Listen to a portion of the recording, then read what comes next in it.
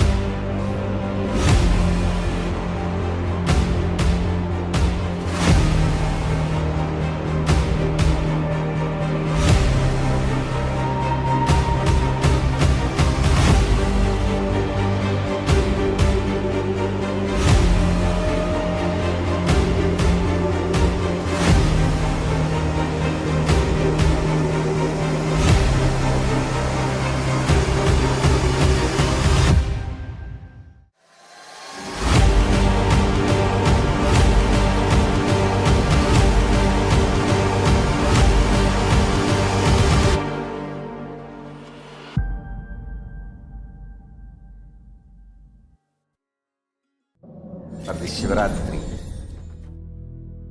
meditate on this light, intense light, which makes you feel very pleasant in the body, and that heat which is very pleasant. And I tell you, when you meditate on this light and this heat pleasant, you just lose sleep on that Shivaratri night. You become awake. That is what is the real context of not sleeping on that night.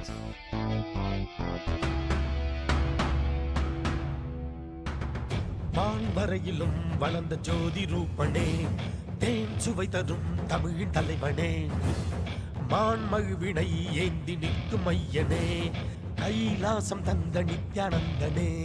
Nithyanandam Nithyanandam அண்ணாமலையே சிவரூபமாய் வீற்றிருக்கும் குரு நித்யானந்தமே நித்யானந்தம் நித்யானந்தம் அண்ணாமலையே சிவரூபமாய் வீற்றிருக்கும் குரு நித்யானந்தமே நித்யானந்தம் நித்யானந்தம் அண்ணாமலையே சிவரூபமாய் வீற்றிருக்கும் குரு நித்யானந்தமே நித்யானந்தம் நித்யானந்தம் அண்ணாமலையே சிவரூபமாய் வீற்றிருக்கும் குரு நித்யானந்தமே.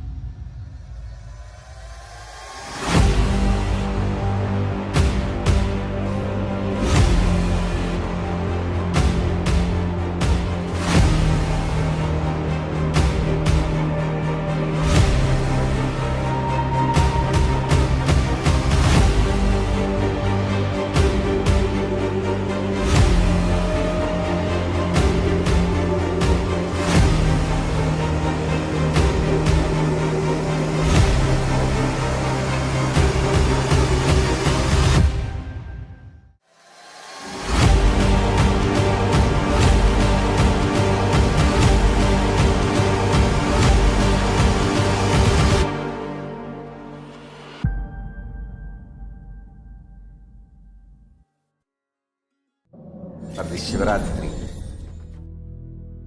meditate on this light, intense light, which makes you feel very pleasant in the body, and that heat which is very pleasant. And I tell you, when you meditate on this light and this heat pleasant, you just lose sleep on that Shivaratri night. You become awake. That is what is the real context of not sleeping on that night.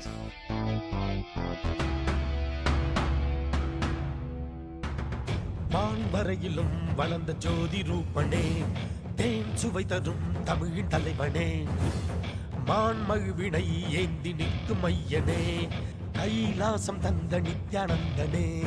Nithyanandam Nithyanandam அண்ணாமலையே சிவரூபமாய் வீற்றிருக்கும் குரு நித்யானந்தமே நித்யானந்தம் நித்யானந்தம் அண்ணாமலையே சிவரூபமாய் வீற்றிருக்கும் குரு நித்யானந்தமே நித்யானந்தம் நித்யானந்தம் அண்ணாமலையே சிவரூபமாய் வீற்றிருக்கும் குரு நித்யானந்தமே நித்யானந்தம் நித்யானந்தம் அண்ணாமலையே சிவரூபமாய் வீற்றிருக்கும் குரு நித்யானந்தமே.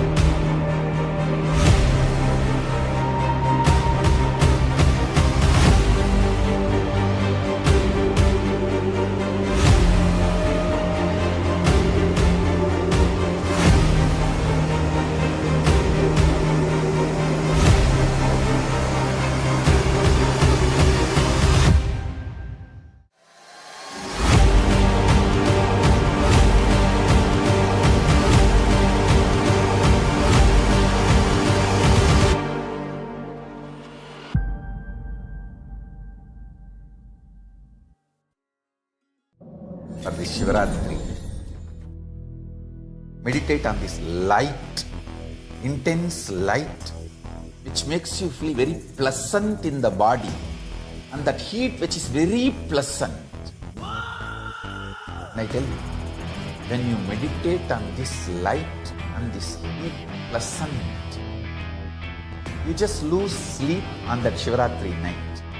You become awake. That is what is the real context of not sleeping on that night.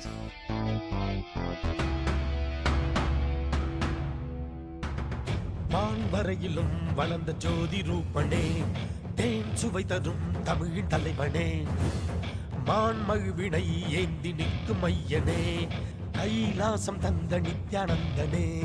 Nithyanandam Nithyanandam அண்ணாமலையே சிவரூபமாய் வீற்றிருக்கும் குரு நித்யானந்தமே நித்யானந்தம் நித்யானந்தம் அண்ணாமலையே சிவரூபமாய் வீற்றிருக்கும் குரு நித்யானந்தமே நித்யானந்தம் நித்யானந்தம் அண்ணாமலையே சிவரூபமாய் வீற்றிருக்கும் குரு நித்யானந்தமே நித்யானந்தம் நித்யானந்தம் அண்ணாமலையே சிவரூபமாய் வீற்றிருக்கும் குரு நித்யானந்தமே.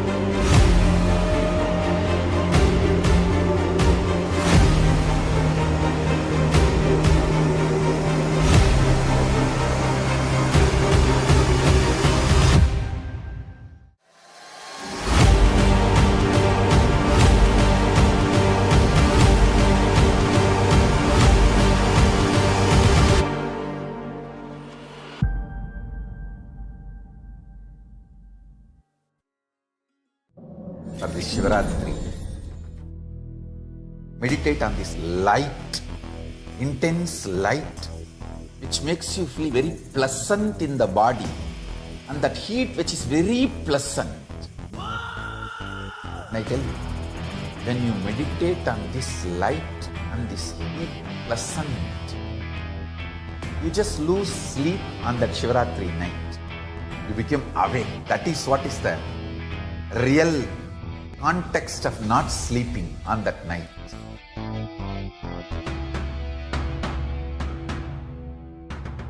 வான்வரையிலும் வளர்ந்த ஜோதி ரூபனே, தேன் சுவை தரும் தமிழின் தலைவனே, மான்மழுவினை ஏந்தி நிற்கும் ஐயனே, கைலாசம் தந்த நித்யானந்தனே.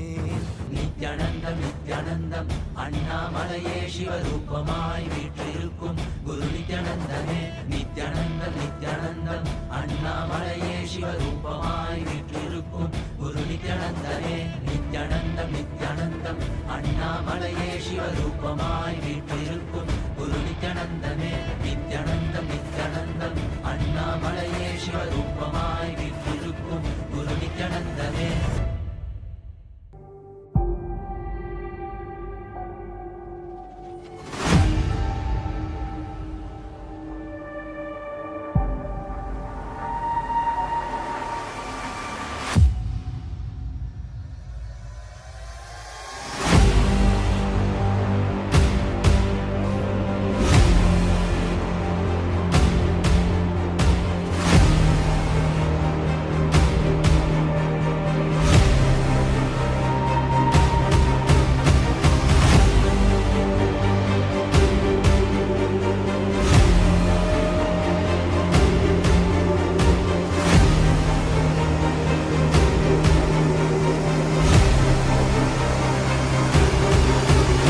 with the Jnananjana,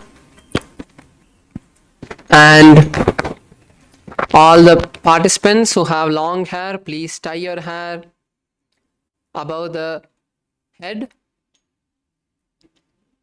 and all the male bodies, please remove your upper cloth and be seated. Let's quickly get ready. We have only a few more seconds for the yoga to start.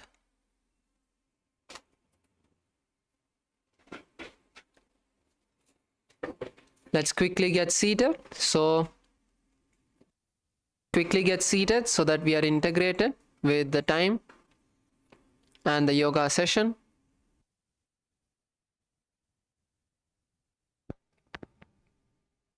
Let's now begin with the Sadguru Vandanam. Please sit in a comfortable position with your head, neck and spine in a straight line. Bring your hands to the Atmanjali Mudra in front of your heart center. Take a deep breath. Nithyanandam Paramasugadam Kevalam Jnanamurtim Dvandvatitam Gagana Sadrisham Tattvamasyadilaksham Ekam Nityam Vimalamachalam Sarvadhi Sakshibhutam Bhavatitam Trigunarahitam Sadgurum Tam Namami. Let us now chant the Shiva Moola Mantra internally. Om Ham Haum Shivaya Namaha. Om Ham Haum Shivaya Namaha. Om Ham Haum Shivaya Namaha. Om Ham Haum Shivaya Namaha. Om Ham Haum Shivaya Namaha. Om Ham Haum Shivaya Namaha. Om Ham Haum Shivaya Namaha. Om Ham Haum Shivaya Namaha. Om Ham Haum Shivaya Namaha. Om Ham Haum Shivaya Namaha. Om Ham Haum Shivaya Namaha.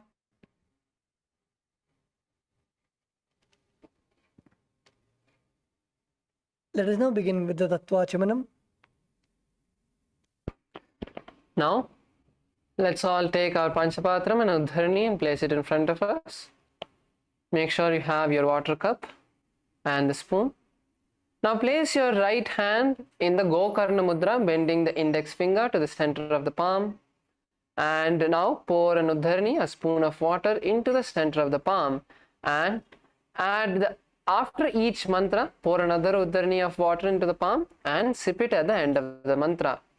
Om Atma Tattvam Shodhayami Swada. Pour another Udharani water in your palms. Vidya Tattvam Shodhayami Swada. Pour another Udharani of water in your palms. Shiva Tattvam Shodhayami Swada. Now wash your right hand with an Udharani of water. Now at the base of the right hand thumb, wipe the upper and lower lip. Om Ham Hridayaya Namaha. Wash your right hand with an Udharani of water. With the index, middle and ring fingers of the right hand touch above the upper lip and below the lower lip. Wash your hand with an Udharani of water.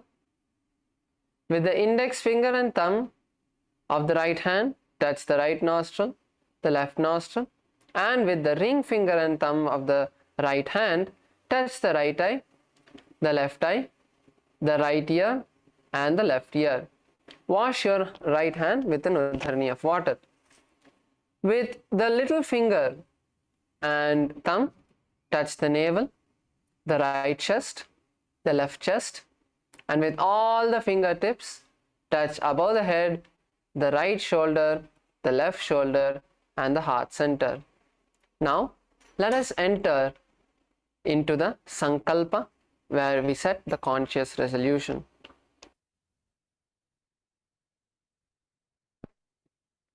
Now please close your eyes.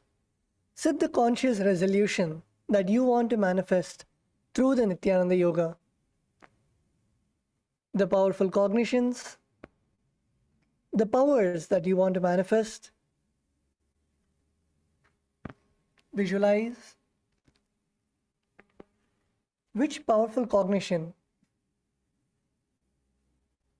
you want to embed in your biomemory and muscle memory, you want to instill inside yourself. Visualize intensely. Visualize yourself completely complete, without any patterns, incompletions, embodying the state, space, powers, being, and superconsciousness of Paramashiva. Visualize yourself, your body, the way you want to manifest, without any ailments, without any diseases, in complete health.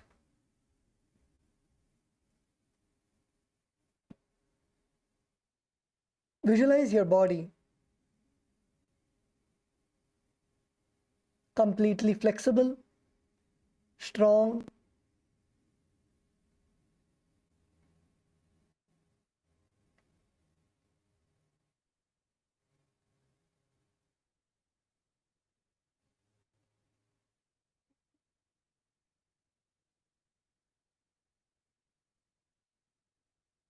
Now let us chant the sankalpa.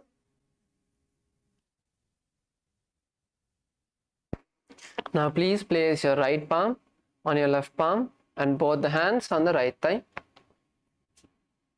And let us begin the chanting of the sankalpa mantra.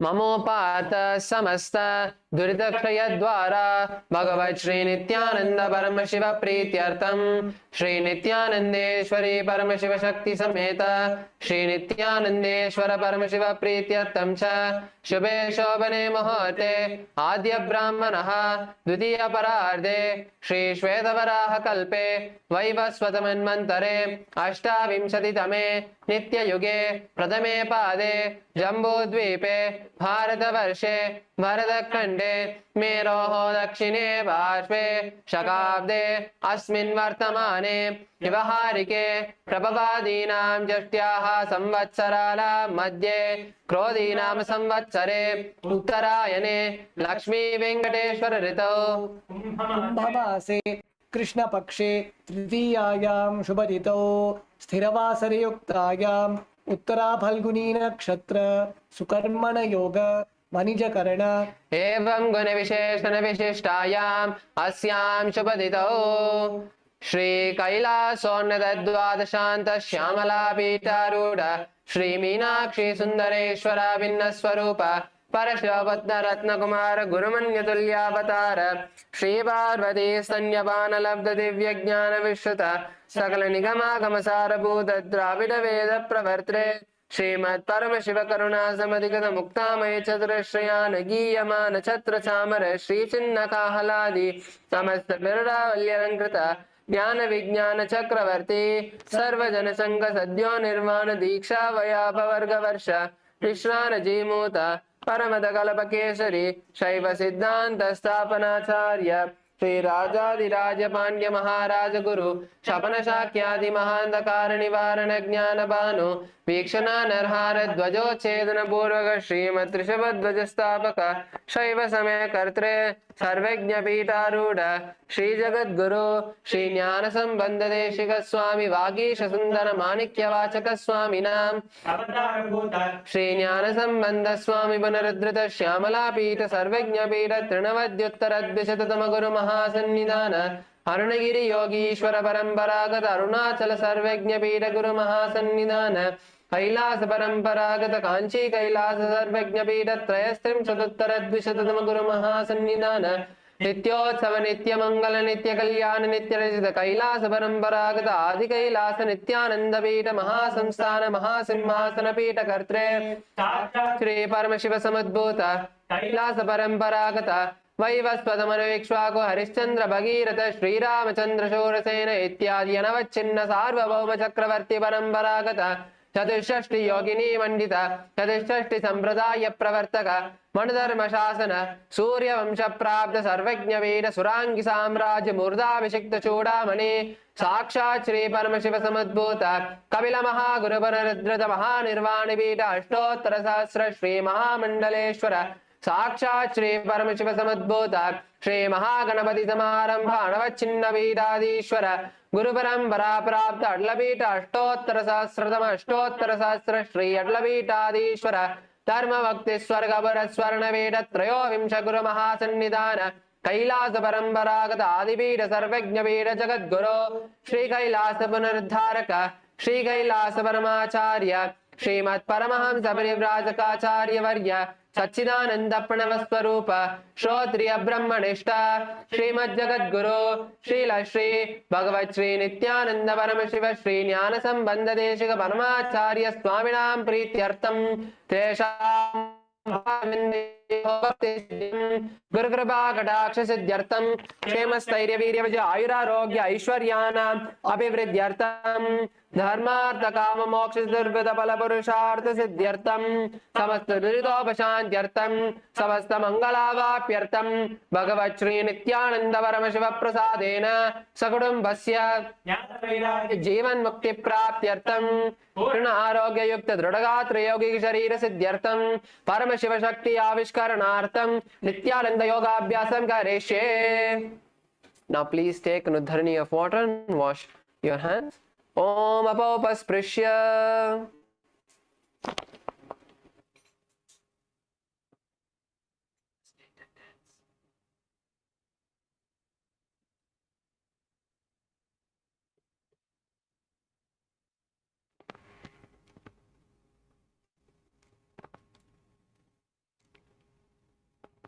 We will now be beginning the Prathama Vinyasa Krama.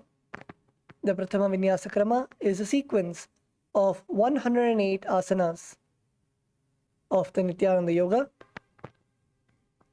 The first asana that we will be performing is the Sukhasana. Sukhasana is sit in a comfortable cross-legged position with your head, neck and spine in a straight line.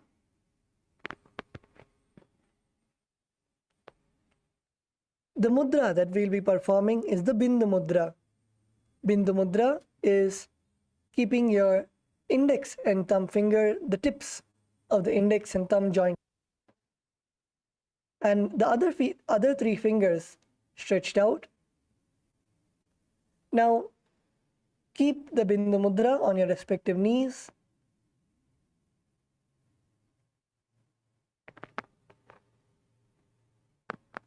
Visualize Bhagavan Paramashiva, Swamiji, in your inner space. That is the visualization. The pranayama is the Samana Kumbhaka.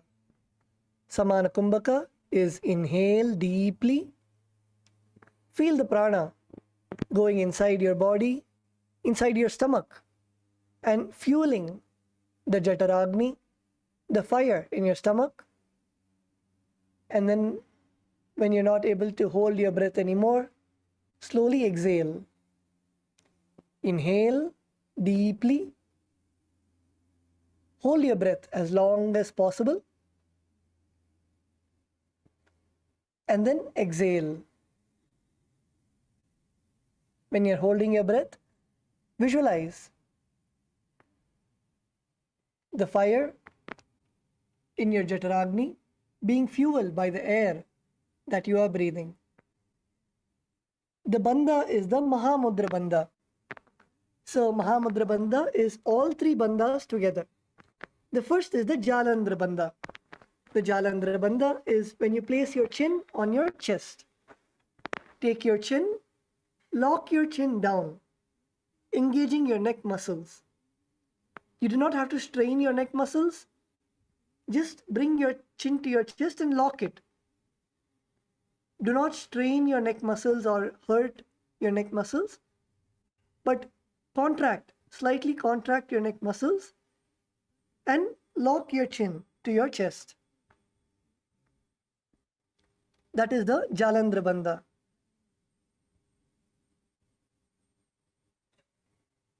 The next is the Uddiyana Bandha. The Uddiyana Bandha is pulling your stomach in and up. Pulling your stomach in and up. And if you want to feel the Uddiyana Bandha, you can keep your hands on your stomach and feel the hollow that you're creating with your stomach.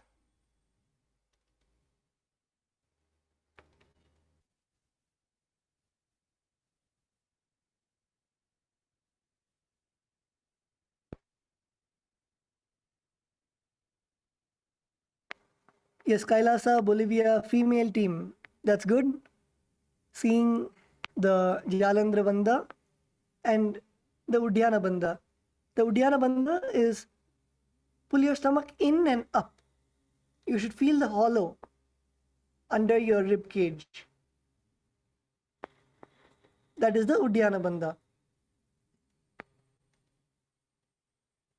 And the next is the Mula Bandha. The Mula Bandha is contracting our perineum.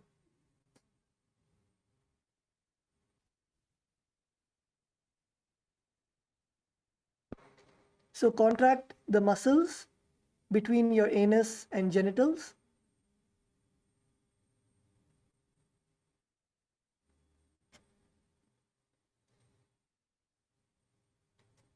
And now let's perform all these three bandhas together. So sit in the Sukhasana, your hands in the Bindu Mudra placed on your knees. Visualize Paramashiva in your inner space. Perform the Samana Kumbhaka, that is inhale. Hold your breath and visualize the air fueling the fire in your stomach. Perform the Mahamudra Bandha, that is lock your chin to your chest, pull your stomach in and up, and lock your perineum. And the internal japa of Soham.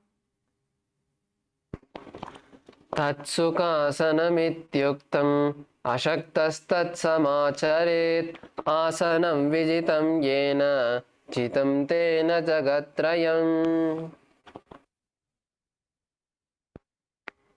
Yes, now relax.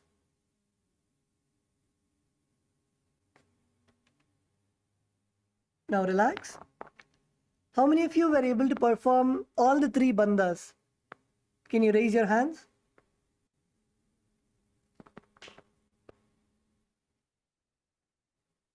If you're able to perform all the three bandhas, can you raise your hands?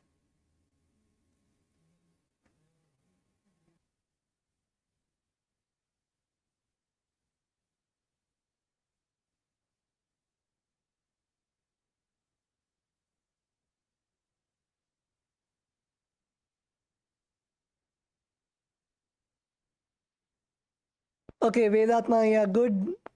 Kailasa, Bolivia, female team, good.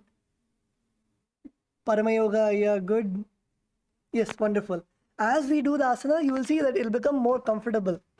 You'll automatically, when you get into the asana, you'll start performing the bandhas. Okay, that's wonderful. Let us now move on to the second asana. The second asana of the Prathama Vinyasa Krama is the Parvatasana. So in Parvatasana, let's all stretch our legs out. Stretch our legs in front of you. Stretch your legs in front of you. Now bring your legs into Padmasana. So take your left leg and place it on your right thigh. And then take your right leg and place it on your left thigh. Let's all get into Padmasana. And if you're not able to place your legs on top, slowly keep your ankles. First, keep your ankles together and walk your feet. Walk your feet slowly inside. Place your ankles on your leg and slowly pull your feet closer and closer.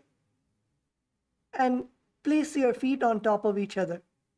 So first come into Ardha Padmasana, that is one leg on top of the other thigh. And now take the other leg and slowly inch it towards your thigh. So first bring your ankle on top and then slowly walk your legs closer and closer. walk your feet and place it on top of your thighs. And become comfortable in Padmasana. If you feel any discomfort or pain in your ankles or pain in your thighs, that's okay. Unclutch from the pain. Unclutch from the pain and sit in Padmasana comfortably. Padmasana should be like your go-to asana for sitting down. That's how comfortable that you should be in Padmasana.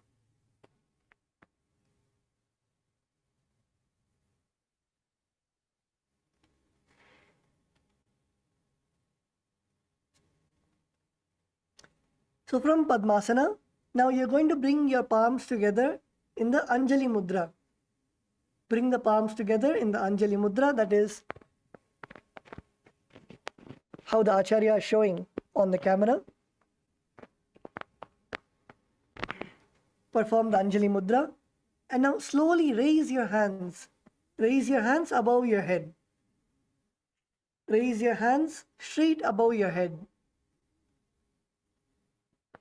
Keep your elbows straight and your arms should be beside your ears.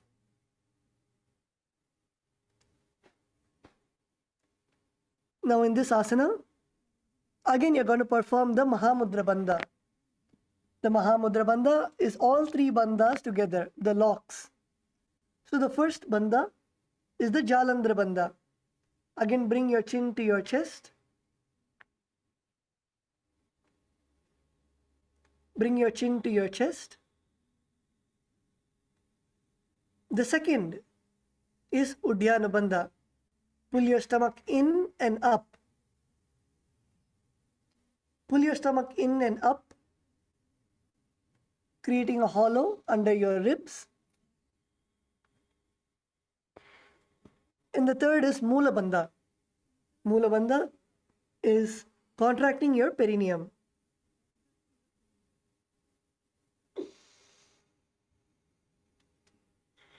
Now while you are performing the Mahamudra Bandha, visualize yourself as Mount Kailash. Mount Kailash is the physical manifestation of KAILASA on planet Earth. It is one of the places, physical places on Earth which can transport you to the vertical time zone. So visualize Mount Kailash. Visualize yourself as Mount Kailash. Perform the Samana Kumbhaka. Samana Kumbhaka is inhale and hold your breath as long as possible. Inhale deeply. Hold your breath as long as possible. And while you're holding your breath, visualize the prana, the air that is fueling your Jataragni, the fire in your stomach, and then exhale. And perform the japa of, internal japa of Soham. Atavakshe Mahadeva Parvatasana Mangalam Yat Kritva Stira Rupi Syat Shatchakradi Vilopanam. Now relax. Slowly bring your hands down.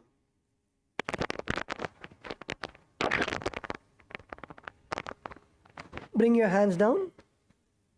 You can uncross your legs. You can relax from Padmasana. Who all were able to hold Padmasana for this around 5 minutes? If you're able to hold the Padmasana comfortably for 5 minutes, can you raise your hands?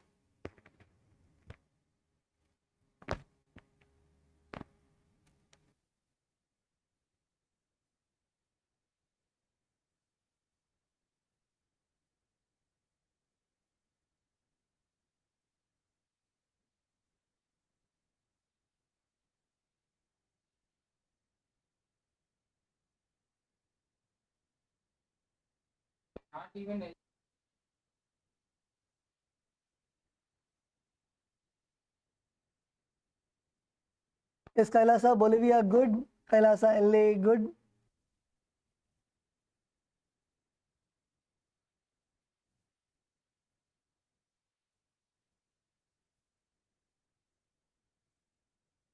Okay, wonderful. So the next asana that we'll be going into is Halipavasana. In Halipavasana, what you're going to do is you're going to stretch your legs in front of you. Stretch your legs in front of you and bring the soles of your feet together in front of you. Bring the soles of your feet together. So you should create like a diamond shape with your legs. Extend your feet in front of you and create a diamond shape with your legs and the soles of your feet together. Now what you're going to do is you're going to hold your left hand with your right hand behind you. Hold your left hand with your right hand behind you, behind your back. And now inhale deeply and bend as much as possible. Bend as much as possible, forward and down. Bend from your hips. Bend from your hips as much as possible and let your forehead come to the ground behind your heels. You should bring your forehead to your heels. Bend as much as possible. And if you're feeling the stretch in your thighs, that is completely normal. If you feel the stretch in your thighs, in your hips, that's completely normal. Embrace the stretch, embrace the pain. And if you're not able to go fully also, slowly go as much as possible. Like for example, if you're able to go only halfway, first inhale, and when you exhale, go one more inch down. Again, inhale deeply and exhale, go one more inch down. And you can even come together as partners. You can come together as partners and slowly help your partner. Help your partner go lower and lower. If you're not able to go lower, you can come together as partners. Your partner can hold your back and gently push you lower and lower so your head touches the ground. Your head should touch the ground in front of you. So come on, let's all get into the asana.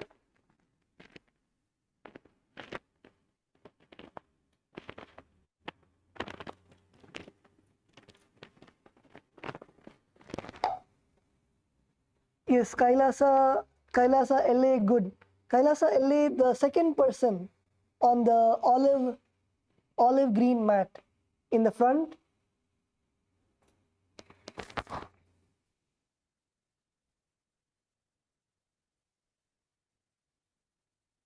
Yes, Thomasaya, yes, good. Thomasaya, you should become an acharya now. You are a graduate of PSS2. You should become an acharya. You should make sure our PSS3 new participants are doing all the asanas properly.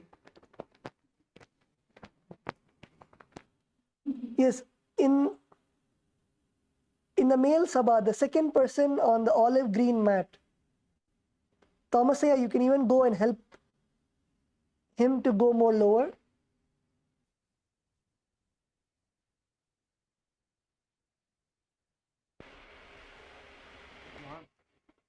I think that is Banahasta Ayya. Yes. Yes, push Ayya down.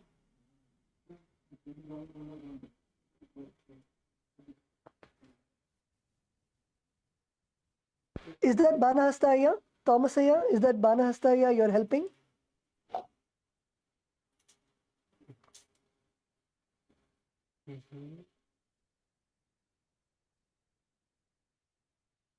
Yes. So go as low as possible. Go as low as possible. Become comfortable in the asana. Breathe in and out deeply. Perform the Samana Kumbhaka. The Samana Kumbhaka is inhale deeply, hold your breath and visualize the fire in your stomach, and then exhale. This is the Samana Kumbhaka. And the gaze should be at your nose. Keep the gaze at your nose. Visualize Swamiji in your inner space. Visualize Swamiji in your inner space, and any pain that you're having, any discomfort, surrender that to Swamiji's feet.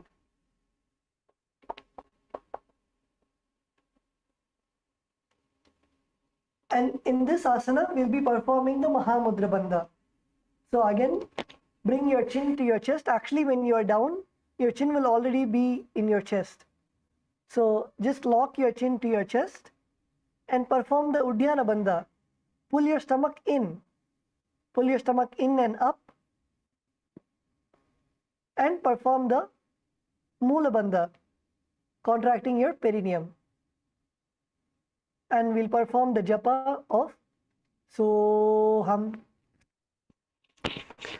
पूरब विधियाहु में जानो उभय भगदली संपुटानो पृष्ठपचेदो करल्यावो दक्षिण करसो वाम गहावो पृष्ठिहतेल्यांकी हे जोई अंशु सहित भूमि दरे सोई पुनिला लाटी भूपरिताने एड्या लगता माही आने.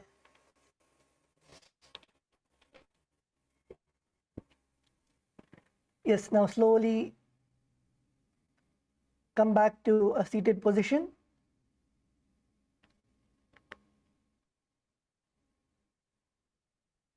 So who all were able to go down more than half? Who all were able to go down to the ground more than half? Put your forehead to the ground, at least more than half. You're able to bend more than half. Can you raise your hands? And who all touched the ground fully? Who all touched the ground fully? Can you raise your hands?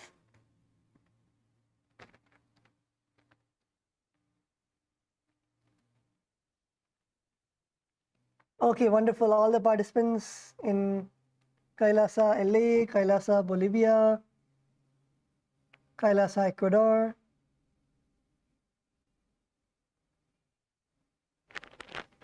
And actually, you will see that the more and more that you do the Nithyananda yoga, any knots, any discomfort, anything that you are having, automatically, you will start seeing your whole body literally loosen itself. The discomfort and the strain in our muscles is nothing but the patterns. Over the years, we have collected so many patterns that it actually gets stored in our muscles. And you will see once you do the completion in the PSS session, you will see that your body responds to that completion and you'll start seeing yourself becoming more loose. Same way, in the yoga, when you loosen your muscles, automatically you will see that those patterns start leaving you and you'll start dropping those patterns. Yes, wonderful. Let's now go to the next asana. The next asana is the Nagi-paasa. So in Nagi-paasa, again, place your feet in front of you with your soles of your feet touching together.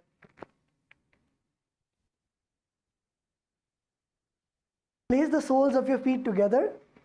Now raise your hands above your head. Raise both your hands above your head and keep your hands cupped. Cup your hands. And now bend forward. Bend forward, inhale and exhale. When you exhale, bend forward. Bend as much as possible.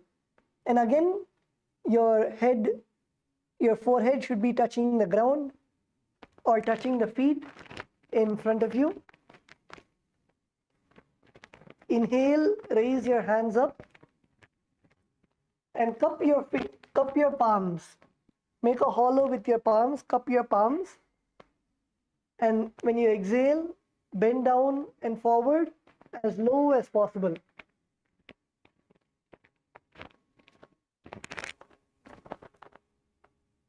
Stretch your arms out in front of your feet and cup your hands.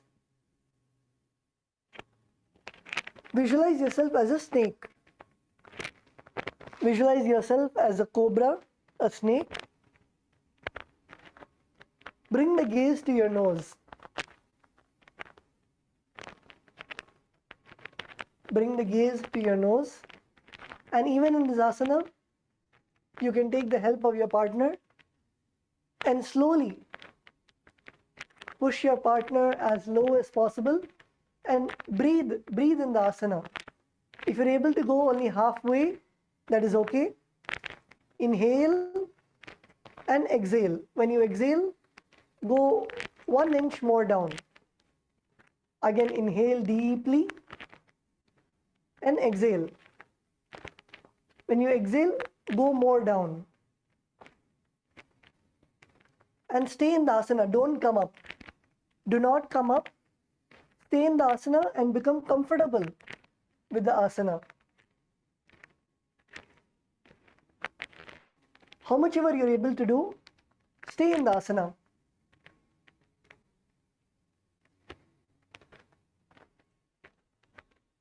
Recording in progress. Stay in the asana.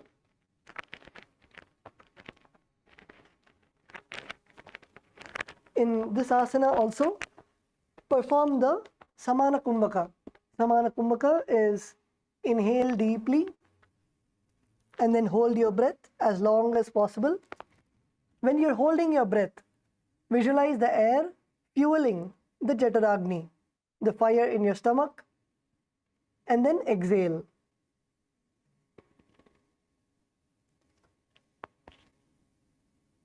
And perform all 3 bandhas. All the 3 bandhas are Jalandhara bandha. Bring your chin to your chest. And then Uddiyana bandha. Pull your stomach in and up. And perform the Mula bandha. The Mula bandha is contracting your perineum. And perform the japa of Soham.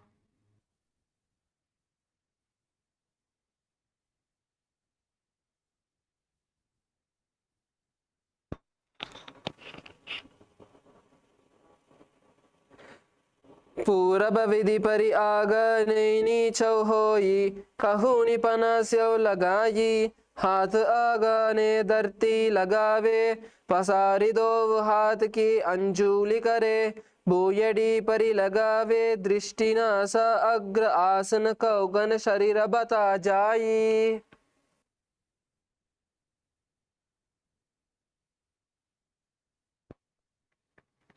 Now slowly come up. Come back to a seated position.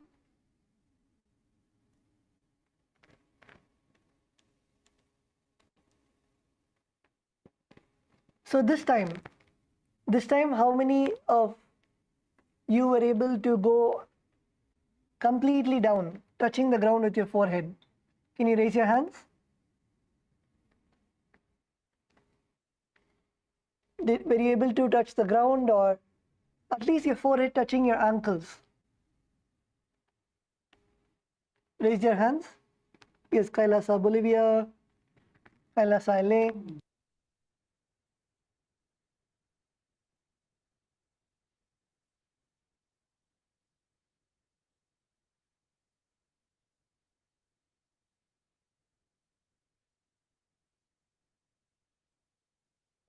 Yes, Paramayoga, yeah, good.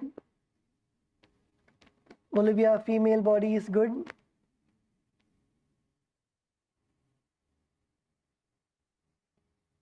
Okay, wonderful. So let's now go to the next asana. The next asana is Kil-asana. So in Kil-asana, now stretch your legs in front of you. Now bend your knees. Bend your knees and hold the big toes with your index and middle fingers. Your hands should be in the prana mudra. Prana Mudra is your index and middle finger stretched out and your thumb holding your ring finger and your little finger. That is the Prana Mudra. Your index and middle finger stretched out and your thumb holding your ring finger and little finger. Now with the Prana Mudra, with the index and middle fingers, hold your big toes. Hold the big toes. Now what you're going to do is stretch your leg out and upwards. Stretch your leg out and upwards. You should come to like a V position, make a V with your body. Your body should be like the letter V. So catch your toes with your index and middle fingers and stretch your legs out and up in front of you. Stretch your legs out and upwards. Now cross your legs into Padmasana. Cross your legs into Padmasana. So Padmasana is bringing your left leg on your right thigh and the right leg on your left thigh. Cross your legs into Padmasana. If you're not able to put the Padmasana, so first put Ardha Padmasana, that is one foot on your other thigh, and then slowly try to pull your other foot. Pull your other foot as much as possible and place it on your thigh.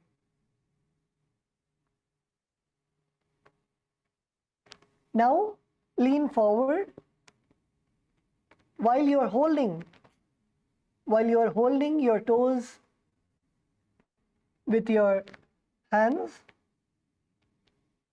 Bend forward, continue to hold your toes with your hands and bend forward. Lean forward and come on to your elbows. Place your elbows on the ground. This is the Kil-asana. So in Kil-asana, visualize yourself as a bird. Close your eyes and visualize yourself as a bird. Perform the Samana Kumbhaka, that is inhale deeply and then hold your breath. When you're holding your breath, visualize the air going into your Jataragni, the fire in your stomach, and then exhale.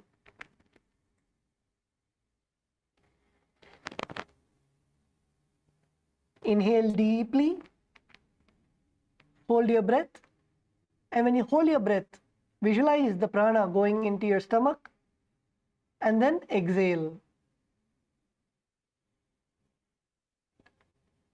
Now let's perform the bandhas. In this asana also, we'll perform all the three bandhas. The three bandhas is called the Mahamudra Bandha. First, the Jalandhara Bandha. Place your chin to your chest. And then the Udhyana Bandha. Pull your stomach in and up. And then the Mula Bandha. Mula Bandha is contracting your perineum. And perform the internal japa of Soham.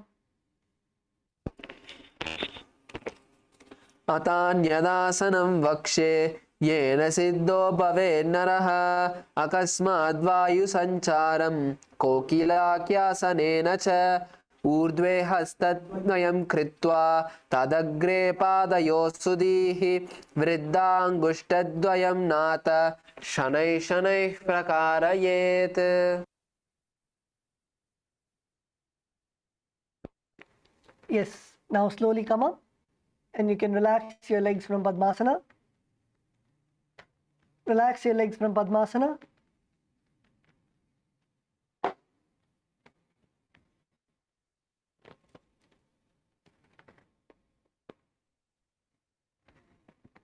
The next next asana is Niti-asana. So in Niti-asana, now place one ankle. Bring your right ankle on your left knee and keep your left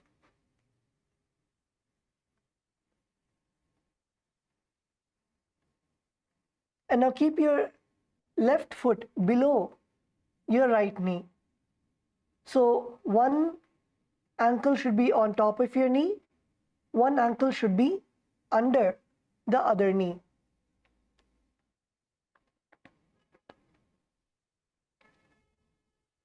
Now with your hands, hold your opposite elbows and now rotate your arms in a clockwise motion. Rotate your arms in a clockwise motion. Make wide circles. Make big circles with your hands, with your arms. Make wide circles with your arms. Engage your shoulders. You should feel your shoulders rotating as much as possible.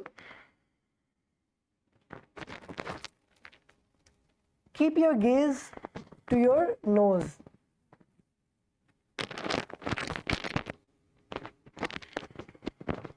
Keep your gaze to your nose.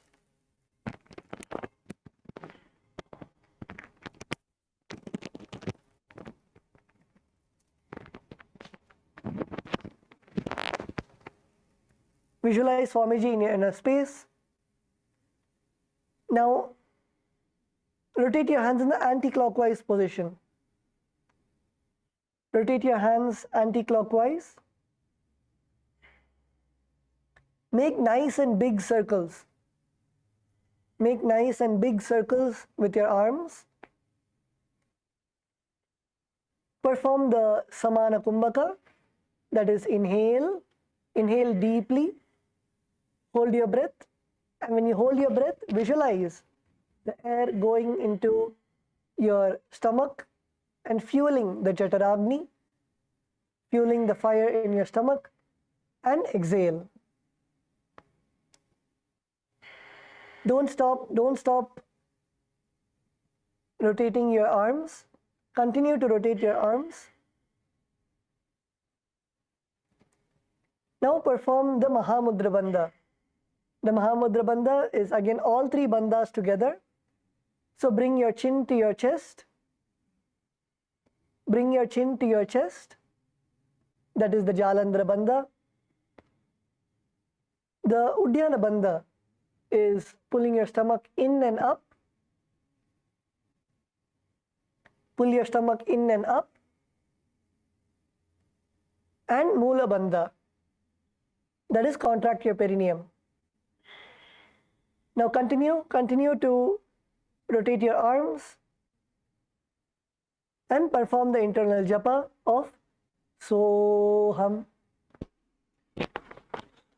घोड़ा बामा पाद की आश माहिली सोय दच चरण को वार लौता परि गुल्प समोय वाम पाद को महिलो बहरो गुल्प जुजान तापरि घोड़ा दच की आम जबार लीटान बहुरी बुझा दो की जोई कहुन्या लगता पकरो सोई भुज पसार अर्ध करि रासे नासा दृष्टि वचन नहि बासे.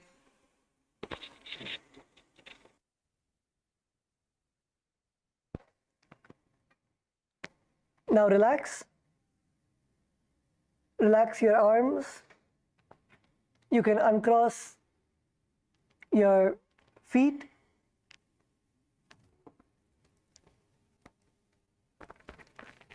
Now the next asana is Gajasana. So let's all come to our arms and legs.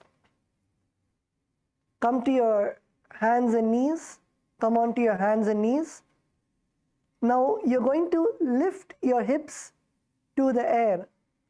Lift your hips as high as possible. Lift your hips to the sky and press your hands firmly onto the ground in front of you and your legs behind you. Plant your hands and legs firmly to the ground and push your hips. Push your hips to the sky. Push your hips to the sky. And first, make sure that your heels are touching the ground. Try to touch your heels to the ground. Try to touch your heels to the ground, and you can even try to touch one heel. First, try to touch one heel and then touch your other heel to the ground. Make sure that your heels are touching the ground. Feel the stretch in your calf muscles, in your hamstrings. Feel the stretch. And in your upper body, your back should be as straight as possible. It should be literally one line from your hands all the way to your back. Keep your back straight. Don't round your back. Don't keep your back rounded. Keep your back straight as possible. Press your shoulders. Press your shoulders and hands into the ground and keep your back as straight as possible.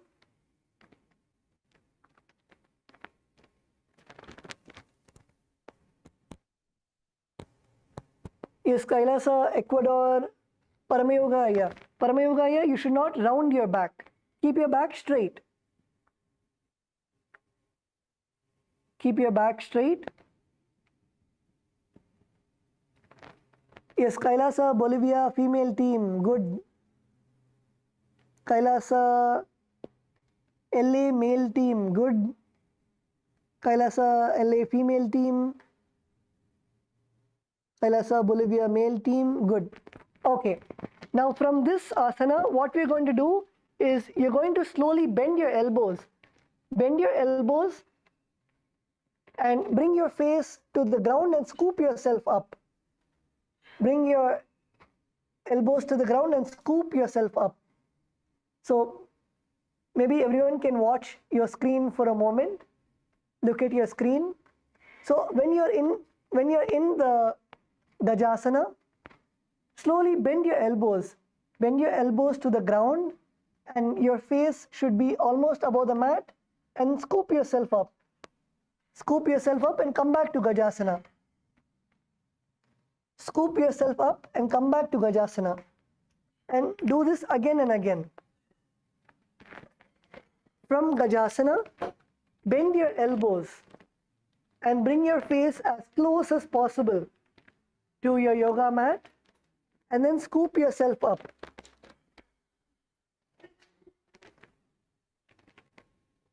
Do this again and again. Visualize yourself as an elephant. Visualize yourself as an elephant and feel the workout happening in your triceps.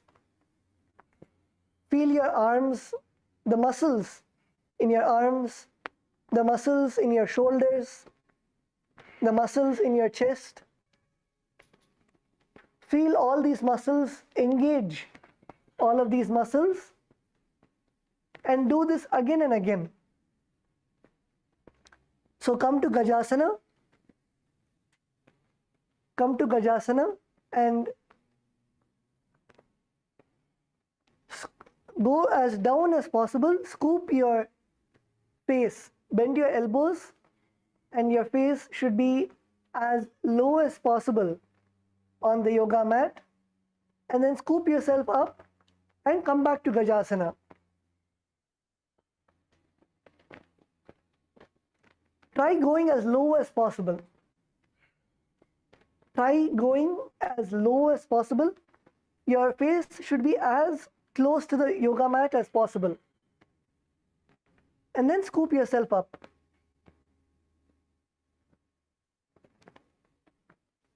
Your face should be as close as possible to the yoga mat. So bend your elbows, go down, down, down, down, down. And then when your nose is almost touching the yoga mat, push yourself. Breathe in and push yourself and scoop yourself and come back to Gajasana. So let's all do this together. Let's all do this together. So first come to Gajasana.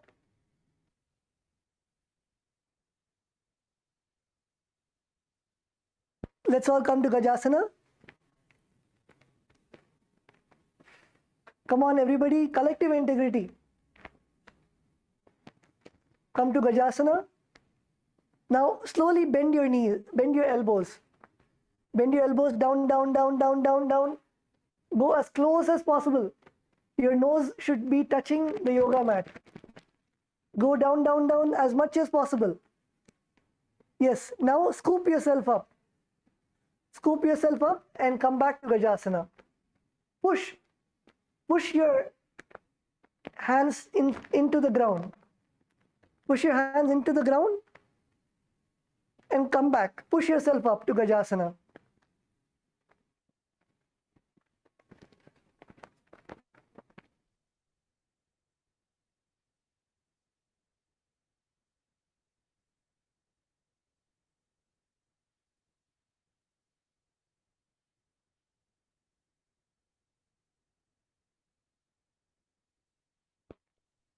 Yes, Abhilasha, yeah, good.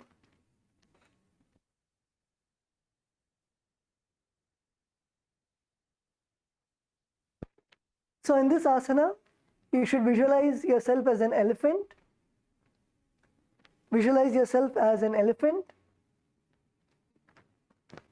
Perform the Samana Kumbhaka, that is, inhale, hold your breath, and while holding your breath, feel the air fueling your Jataragni, the fire in your stomach. And exhale. And perform the Mula Bandha and Uddiyana Bandha. Only two bandhas. Mula Bandha is contracting your perineum. And Uddiyana Bandha is pulling your stomach in and up.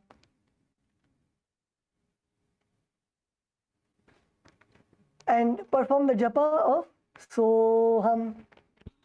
Nujjam padagre bhumau kritva lambe bhuyamastakaagre nidaya nidambam murdhamunnamaya nabilaksham bhumo nasika maniya hastatala pariyantam nayet ittam punah punah kuryat gajasanam bhavati.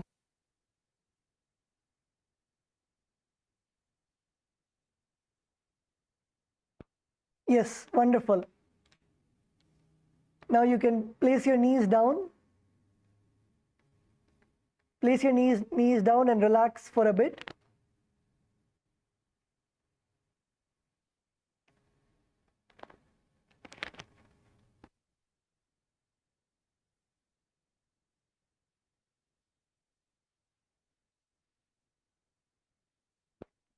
Yes, wonderful. Let's now move on to the next asana. The next asana is Rikshasana. So in the Rikshasana, you're going to come back to the same position as Gajasana. So come back to the same position as Gajasana. So keep your hands firmly planted onto the ground and push your hands and push your shoulders as much as possible. It should be a straight line. Your back should be straight. Don't round your back. Don't round your back. Press your hands into the ground and keep your hips, from the hips to the tips of your fingers. It should be a straight line. Now, this time you're going to focus on your legs. So what you're going to do is, you're going to place one heel on the ground and raise one heel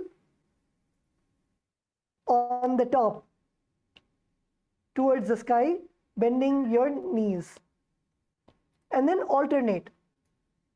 Press the other heel onto the ground and the other heel, raise the other heel up. Keep alternating. Keep alternating. You should feel a stretch in your calf muscles. You should feel a stretch in your calf muscles, in your hamstrings. Your hamstrings is your muscles which is in the rear side of your thighs. So you should feel the stretch in the back side of your thighs. You should feel the stretch in your ankle, in your calf muscles, in your ankles.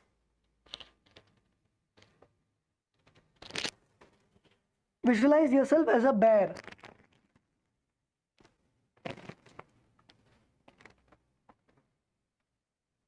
And keep repeating this again and again.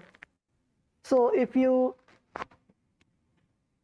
are placing your left heel on the ground, lift your right heel, and when you place your right heel on the ground, lift your left heel.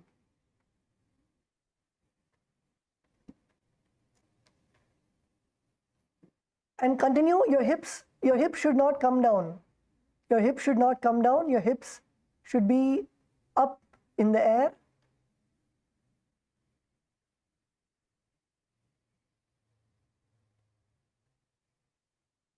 The pranayama that you will be performing is the Samana Kumbhaka. Samana Kumbhaka is inhale and feel the air going to your Jataragni, your fire in your stomach, and then exhale. And in this asana also you will be performing two bandhas. The first is the Uddiyana bandha. Uddiyana bandha is pulling your stomach in and up. Pull your stomach in. And Mula bandha. Mula bandha is contracting your perineum. And perform the japa of Soham. Ekam jana orasyalinga statavyam baling Ekaikam padama kuncha gajasanam kuryat rikshasanam bhavati.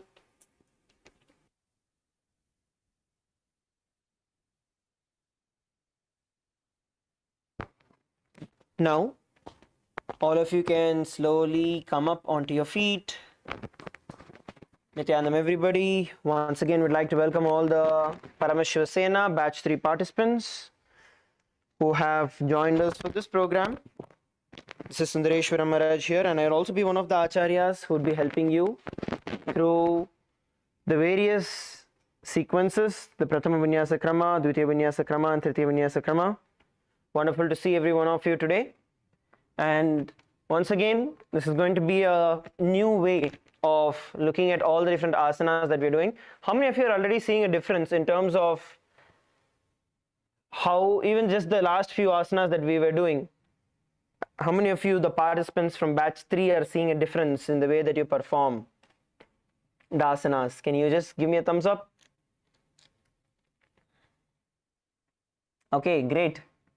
That's wonderful. So we're going to be helping you out surely to find the right balance in the posture, as well as to get the full benefit, to make sure that you are learning all the subtle aspects.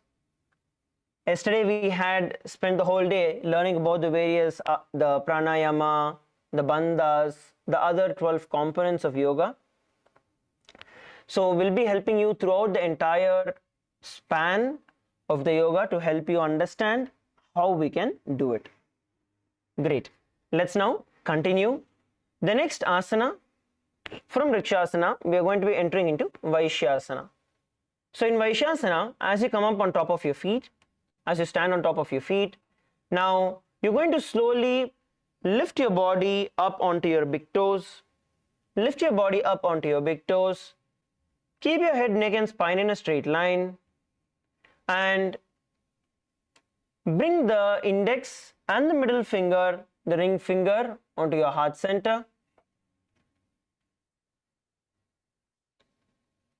Now, in this position, you're going to visualize Swamiji in your inner space.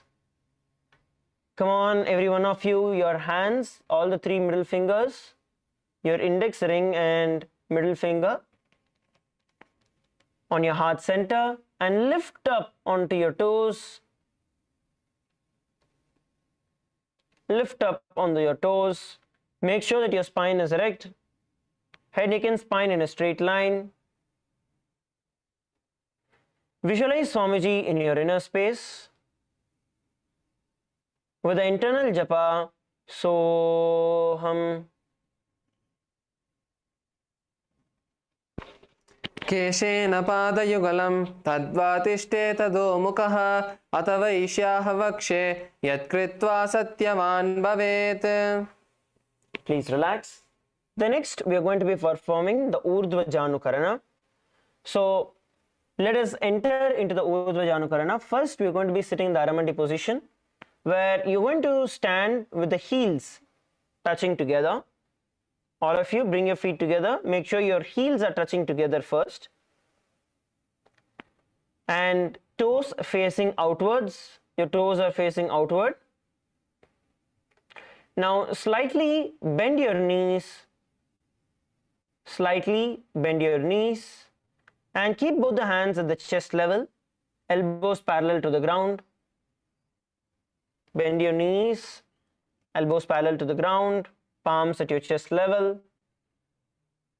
Now twist one knee towards the center and raise it up and back across the body to the original position.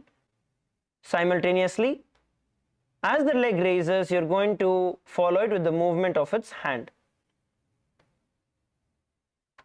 While doing so, please make sure the one foot which is there on the ground is still bent. Don't get into a standing position. You want to keep that slight kneeling position as you perform the Urdhva Janukarana.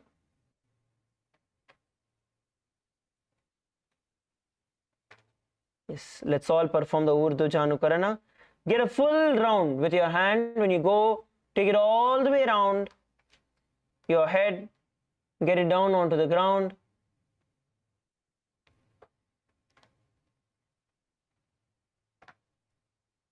Yes, relax, come back to a standing position, shake your feet out. For a few seconds, just shake your feet out. Now, stand in a comfortable position, just stand still. We're going to be entering into the next asana. We're going to be performing the next asana. The next asana is going to be Balingasana. Now in Balingasana, you're going to interlace your fingers from the outside. So interlace your fingers from the outside. Come on, let's all do it together. All of you interlace the fingers from outside. Yes, have you all interlaced it? Okay, good. Now you're going to be holding on to one of the knees and pull it up towards the chest. You can either choose left or right, whichever you're comfortable with that you want to start. Pull your knees towards the chest. Pull your knee towards the chest as your other foot continues to be planted firmly on the ground. So here let's look at a few different variations of how do we do this asana to make sure that we are getting a full proper position. So as you are having your hands interlocked, now when you pull one of your foot up, so for some of you, your foot might only be in this level, so you're going to lock it here. If your leg is in this level, then try to get it as close as possible. Pull your feet as close as possible towards your perineum. Now those of you who are able to do, you're going to focus and pull this all the way up. Pull your knee all the way up towards your chest and hold, while the other foot you're going to make sure is firmly planted onto the ground. Make sure that your toes are pointing forward and you look straight. So let us all perform the Balingasana. Ready? At the count of 3, all of us are going to lift our feet up. Relax, relax. Relax your feet. Yes. Let's all interlock our fingers now. Please interlock your fingers. From inside. Yes, that's right. Now lift your knee up towards your chest, supported by your hands, and pull. Come on, pull it. Pull it as close as possible towards your sky, towards your chest, towards the sky. keep the spine straight and keep your body still and stiff. Visualize yourself caressing a baby in your inner space and the internal japa. Soham. Ekam jano risiyalingya statavyam balalinganam bhavati. Relax. You can relax. Now, the next asana we are going to be doing is the Pada-pidanasana. Now, the same knee that we lifted up towards our chest, that same knee, you're going to hold on to the foot of that knee, of that leg. Hold on to the foot with that leg. Hold on to the foot of that leg. Now, clasp your feet with both your hands and pull your feet up towards your butt. Pull your feet up towards the butt. Make sure your head, neck and spine are in a straight line as you look forward. Now, there are nuances even in this. While you are performing this, you want to make sure that your feet are pushed as much as possible towards your butt. And second is even your thighs are being pulled backward. Okay, so even your thighs are being pulled backward along with doing it. So you need to pull here, and you need to also consciously put your awareness on your thigh, tightening it and pulling it backward. So this is the way you perform. You should actually feel the stretch in two places. One, your thighs. Second, your ankles as well. Your thighs and your ankles as well. How many of you are able to see the stretch in your ankle? Let's start with an ankle first. How many of you are able to see when you pull it back, you're able to feel it at the ankle? Raise your hands.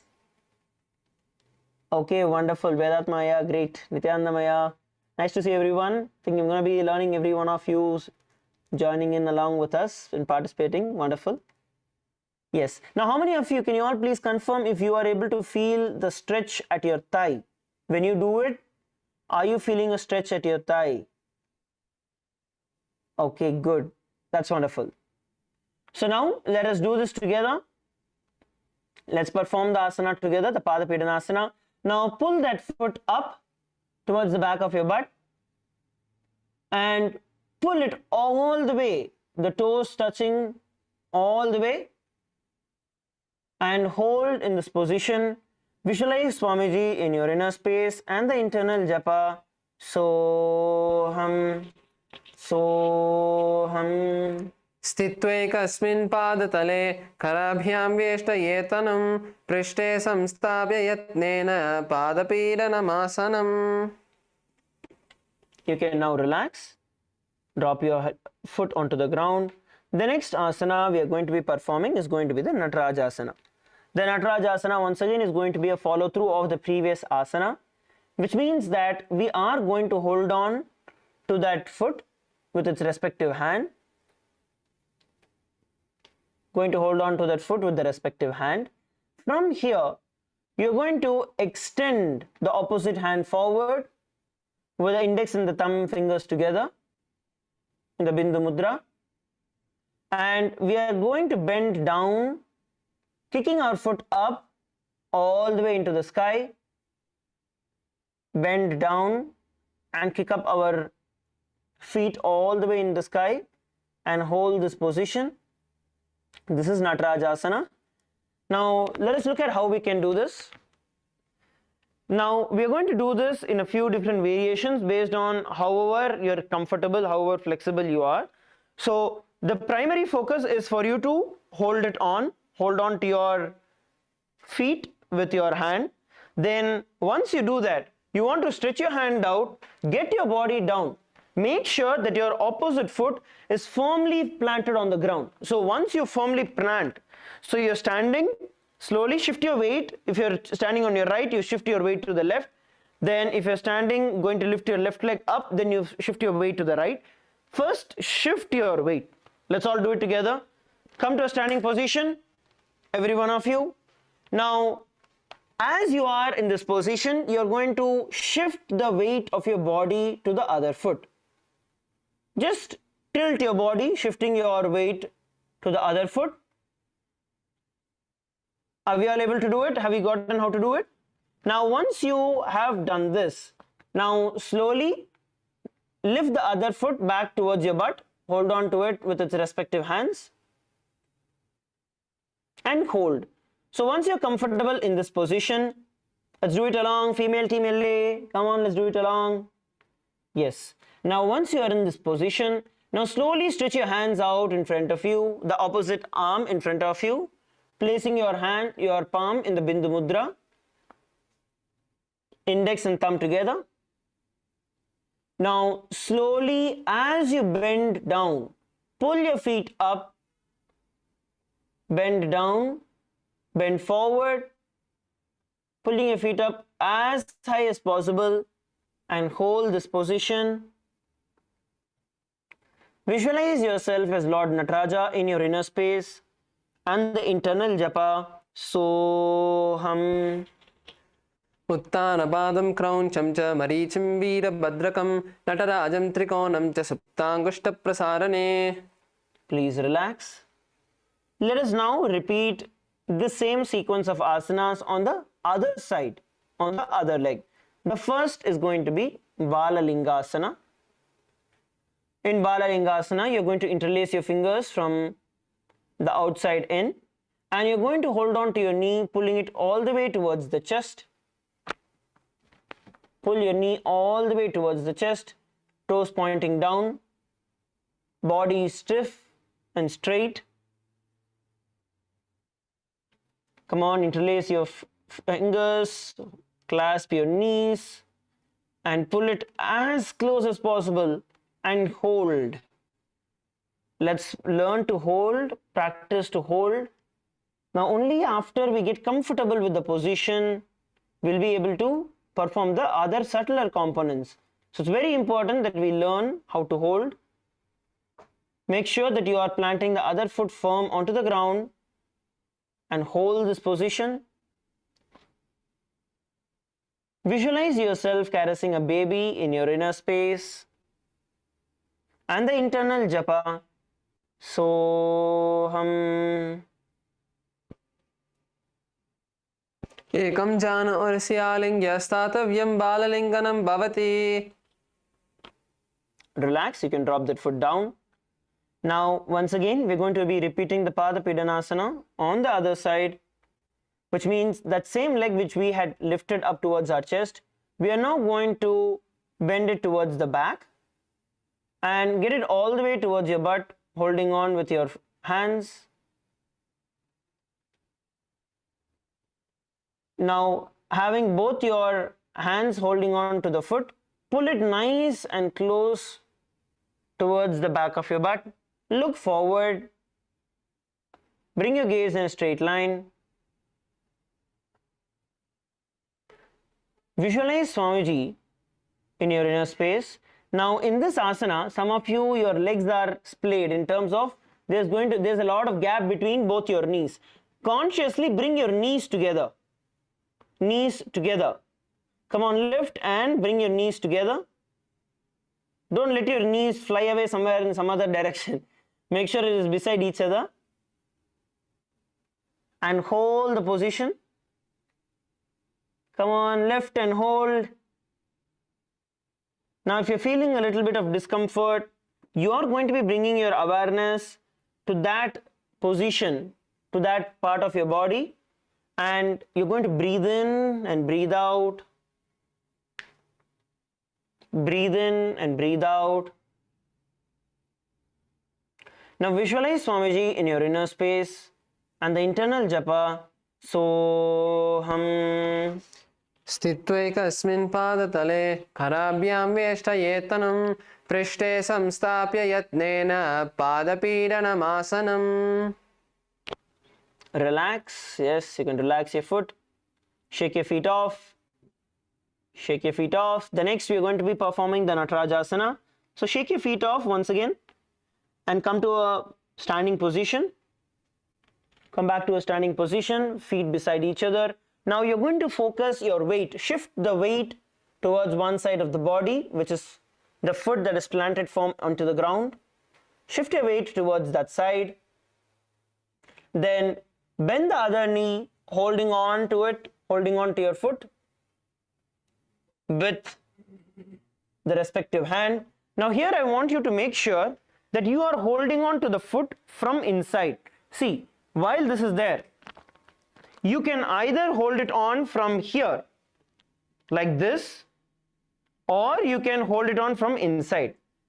All of you bring your focus and hold it on from the inside, because in this position you will not be able to pull your body up as high. It will only be a little distance, it will not lift your body as high as possible.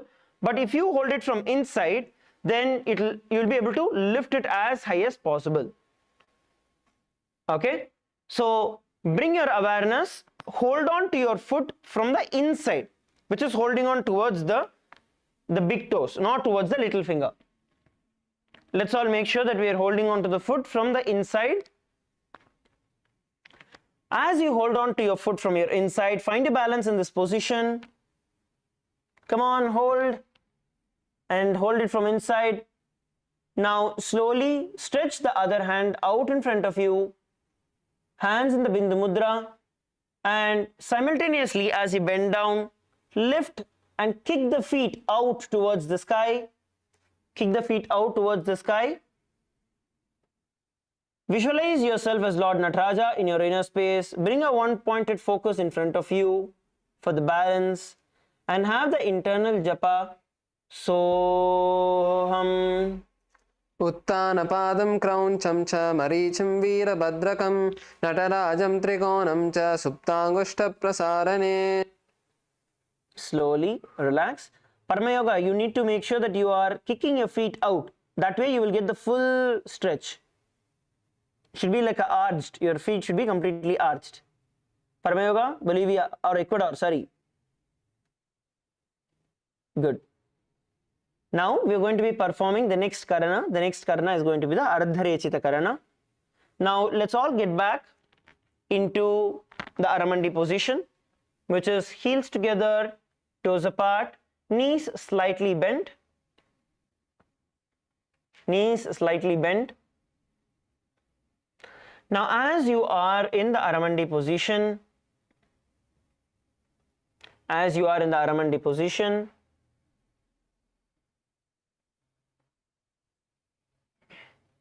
you are going to bring the right foot behind the other, and make sure that your heels are up, the toes are down. Now keep the left hand at the chest level and extend the opposite arm out and wide in front of you like a pendulum, bringing it back towards your chest. And while the arms swing, move the fingers one by one inwards towards the palm and then outwards. Place the right hand over the nose. As you go up, touch the nose. And uncross the ankles and repeat the same on the other side. Repeat the same on the other side. Make sure that you have a slight bend in your knee. Don't stand straight. This is not for you to stand straight. This is, you need to have your knees bent slightly. Even when your ankles are crossed, keep switching sides. You can do it on one side and then switch it on to the other side.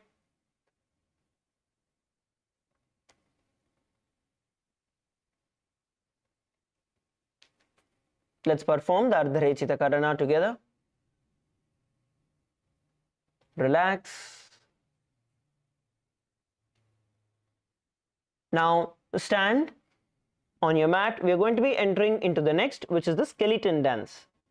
Now skeleton dance is a very, very powerful technique that Bhagavan has given for every one of us to build integrity. Now during the skeleton dance, we are going to visualize ourselves as just bare bones. Just bones in our inner space. Visualize yourself as just bones in your inner space. And you're going to look at yourself as unconnected, joints unconnected. And then shake your body.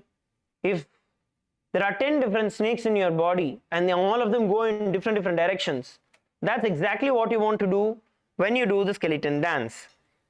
In a disorganized manner, we are going to start shaking our body, every part of our body completely. Let us now visualize ourselves as skeletons in our inner space, and let's begin the skeleton dance.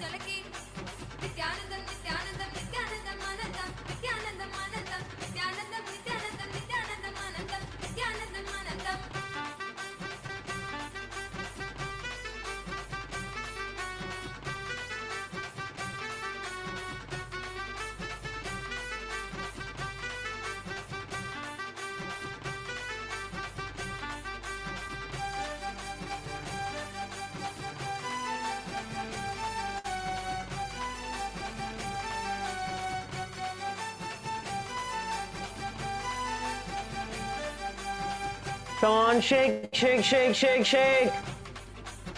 Shake your feet, shake your body, shake every part of your body.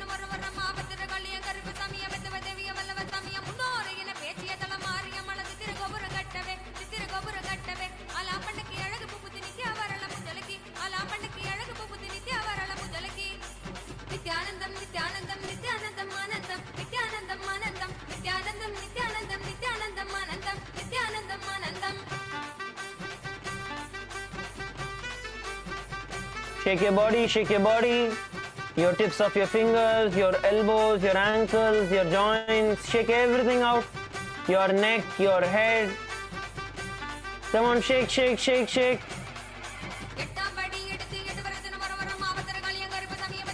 Increase the speed.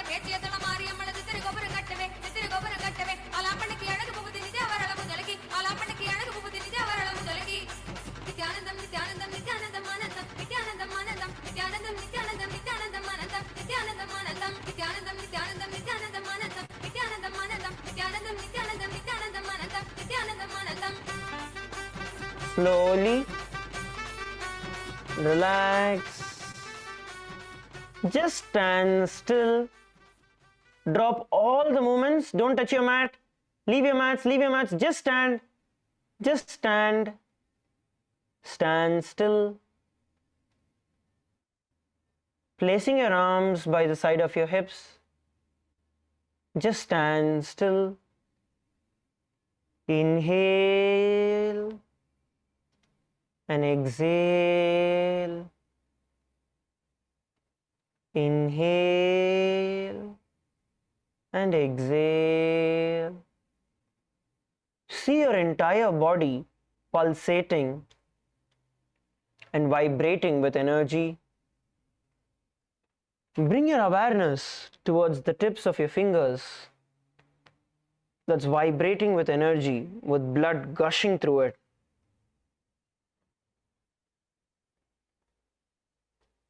Bring your awareness to your feet, to the toes, vibrating, and your entire body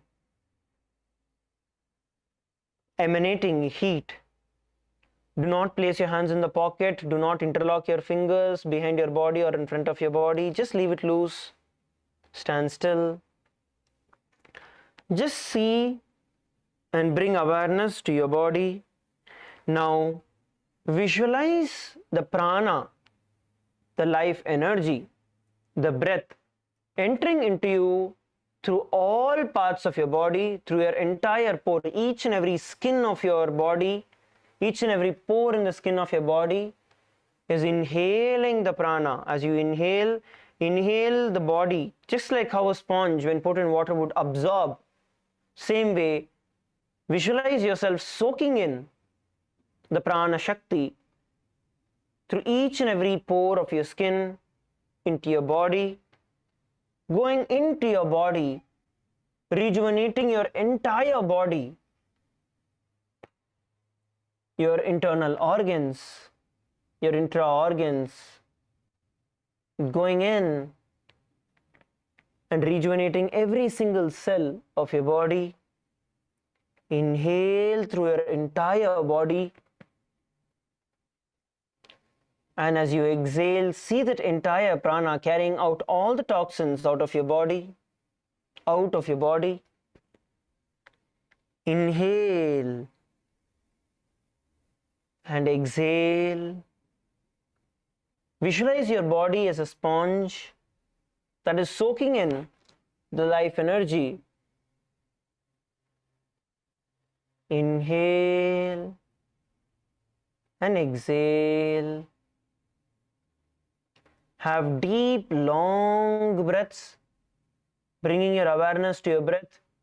Breathe in as deep and as slow as possible. As deep and as slow as possible. And exhale as deep and slow as possible.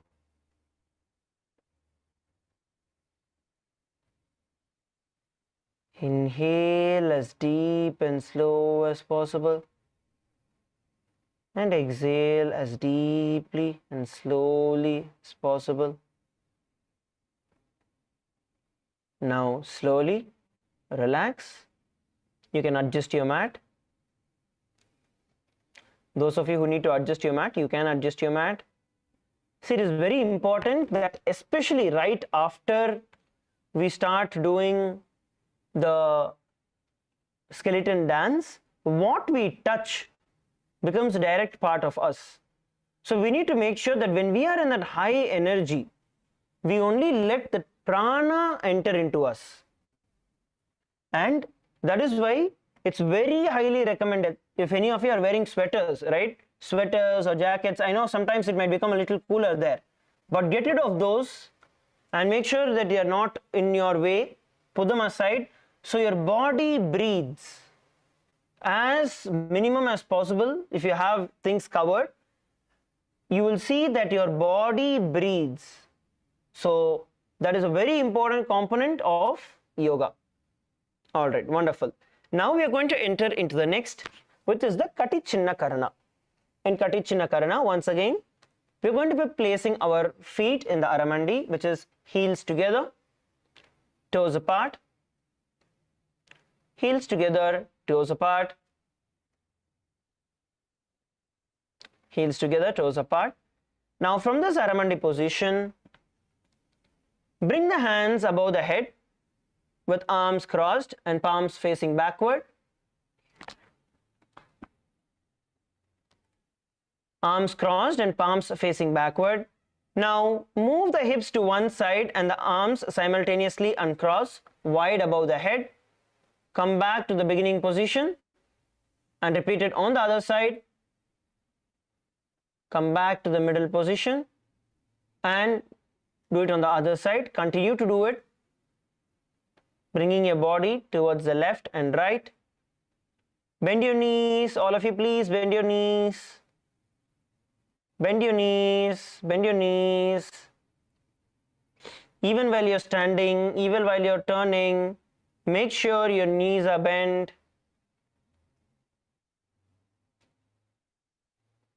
And please perform the Ka-chinar. Do it gracefully as you perform the asana.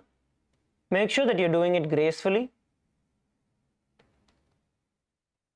Okay, relax. Now come back to a proper standing position. The next asana we are going to be entering into is Tadasana. Now you're going to be standing with your feet together. Bring your feet together and you're going to stand tall on the tips of your toes and raise your hands above the head beside the ears and stretch your spine up. Stretch your spine up. Consciously pull yourself If somebody is holding on to your hands from the top and pulling you up, how you would feel? That way, pull your shoulder up, your spine all the way up. All the way up. In fact, you can interlock your fingers and pull yourself up to get your spine all the way up. Get your spine all the way up.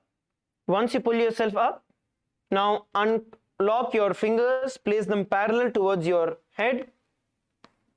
Place them parallel beside your ears. Visualize yourself as a palm tree in your inner space. Come on, hold.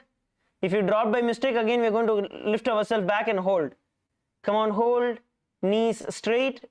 Visualize yourself as a palm tree in your inner space and the internal japa Shivoham. Mahamudra Baddha Konau Tadasana Vibedakan Vinotanam Sada Kuryat Antarvatne Pati Priya. Now, from this position, we're going to drop into the Uttanasana. As our hands are raised up, you're going to slowly bend forward, lean forward and down, bringing your hands flat onto the ground. Now, for those of you who are unable to touch the ground, you can place your hands on your knees or on your thighs, wherever you are able to, whichever is the farthest you are able to hold on. You can place your hands and slowly slide yourself towards the ground. You want to focus, bring your awareness, slide down, slide your body down. See, when you go down, even if your knees are slightly bent, it is okay. Even if your knees get slightly bent, it is okay. Bring your awareness to stretch your knees out, but bend down. What you can also do is to bounce yourself up and down, as you can see. Bounce yourself up and down in this position. So you use the momentum to get all the way towards the ground.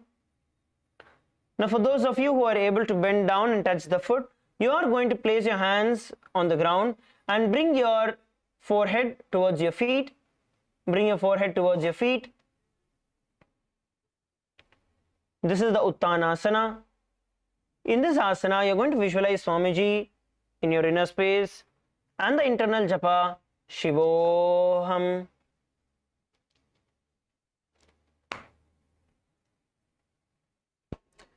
Mahamudra Baddha Konau Tadasana Vibedakan Vinotanam Sada Kuryat Antarvatne Pati Priya.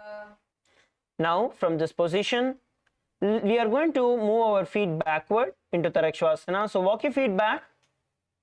You can walk your feet back into Tarakshvasana and bringing your gaze forward.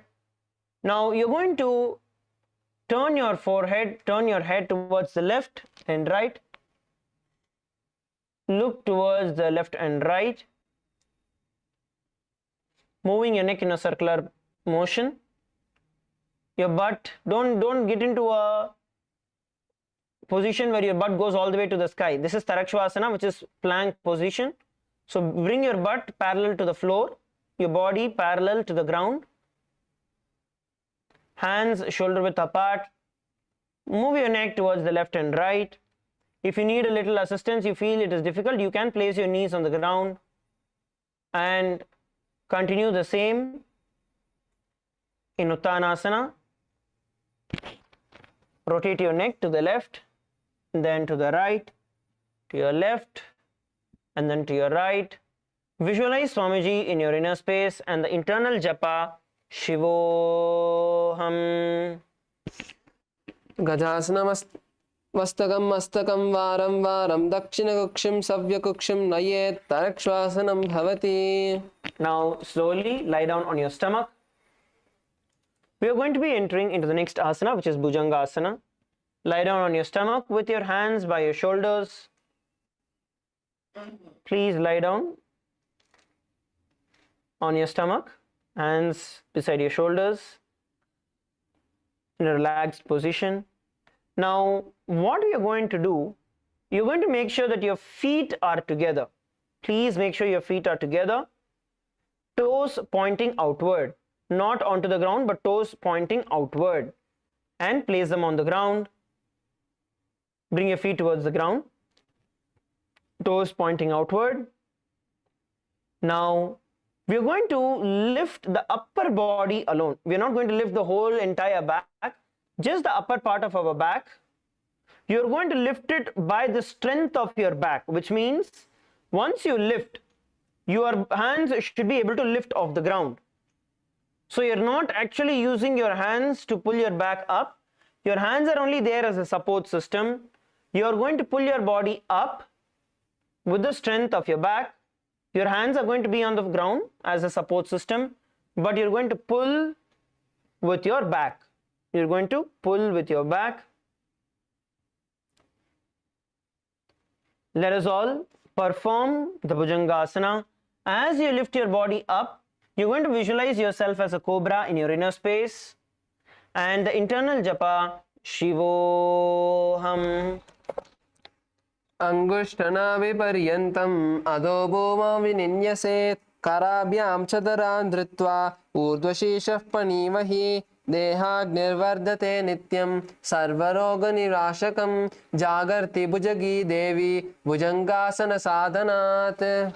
Relax, relax. You can bring your head onto the ground once again, just relax. In the Bhujangasana, you should only, maximum you should be able to lift is only until your navel center. You should make sure that your navel does not lift off the ground in Bhujangasana. Now, we are going to be entering into Shashasana. Now bring your hands by your side of your chest, pull yourself up into Tarakshvasana, a full plank position. Push yourself up into a full plank position. Now as you are in a full plank position, in this you are now going to bring your knee in towards the chest, back and forth, alternating the feet. Bring your knee in towards your chest, back and forth. Now there are two variations of doing this. I'm going to show you both the variations of doing this, each of it having its own benefits. So as we are in Tarakshvasana, one is where you have your butt straight, your body is parallel to the ground. As you have your butt here, now just move your knee in and out, knee in and out. Now what this does is this engages your core muscles, it engages your core and it makes sure that it is not moving. Now the second variation of doing this is you have your hips slightly bent, okay, and from here when you pull your knee forward, you're moving your body forward along and then back, and then other knee all the way forward and then back. Now I'll tell you the difference in both of these. The one where your body is flat onto the ground and then you just bring your knee alone in a controlled motion and get it back, you are already going to have your entire core muscles engaged. So that is going to bring a lot of strength on your core for you to hold in this position. Now the one that you do that goes from all the way back to the front is going to bring a lot of stretch in your hip muscles, in your thighs. So we are going to do both the variations. Let us start with the variation where we are going to bring our hips slightly up towards the sky and bring our knee all the way in and then going back, bring our knee all the way in and going back. Let's do it together. Bring your knee all the way in. It should use the same momentum that you're using. Knees and body forward. Yes. Now bring your body flat. Bring your body flat, parallel to the ground. Tighten your core. Tighten your stomach muscles. See, if you're not able to hold the full plank position, you can be on your knees also. From your knees, you're going to lift and come. If you're able to be in a full plank position, that is the best. If not, even if you're on your knees, you can pull one by one. Now let's get into the plank position. Body flat, parallel to the ground. Engage your stomach, your core muscles. And now bring one knee towards your chest and get it back. Repeat on the opposite direction. As you kick your feet back, you're going to exhale. As you bring your knees towards your chest, you're going to inhale. Inhale as you get it in, exhale as you kick it out. Let us visualize Swamiji in our inner space while performing this asana, and the internal japa Shivoham, Shivoham. Gajasana samstito janadvayamakuncha varam varam kartavyam shashasanam bhavati. Yes, relax, all of you settle down. You can rotate your elbows, you can rotate your wrist, your shoulders. Relax. Relax. You can stretch your feet out, shake your feet out, your knees. Slightly massage your thighs, massage your knees, massage your calf muscles.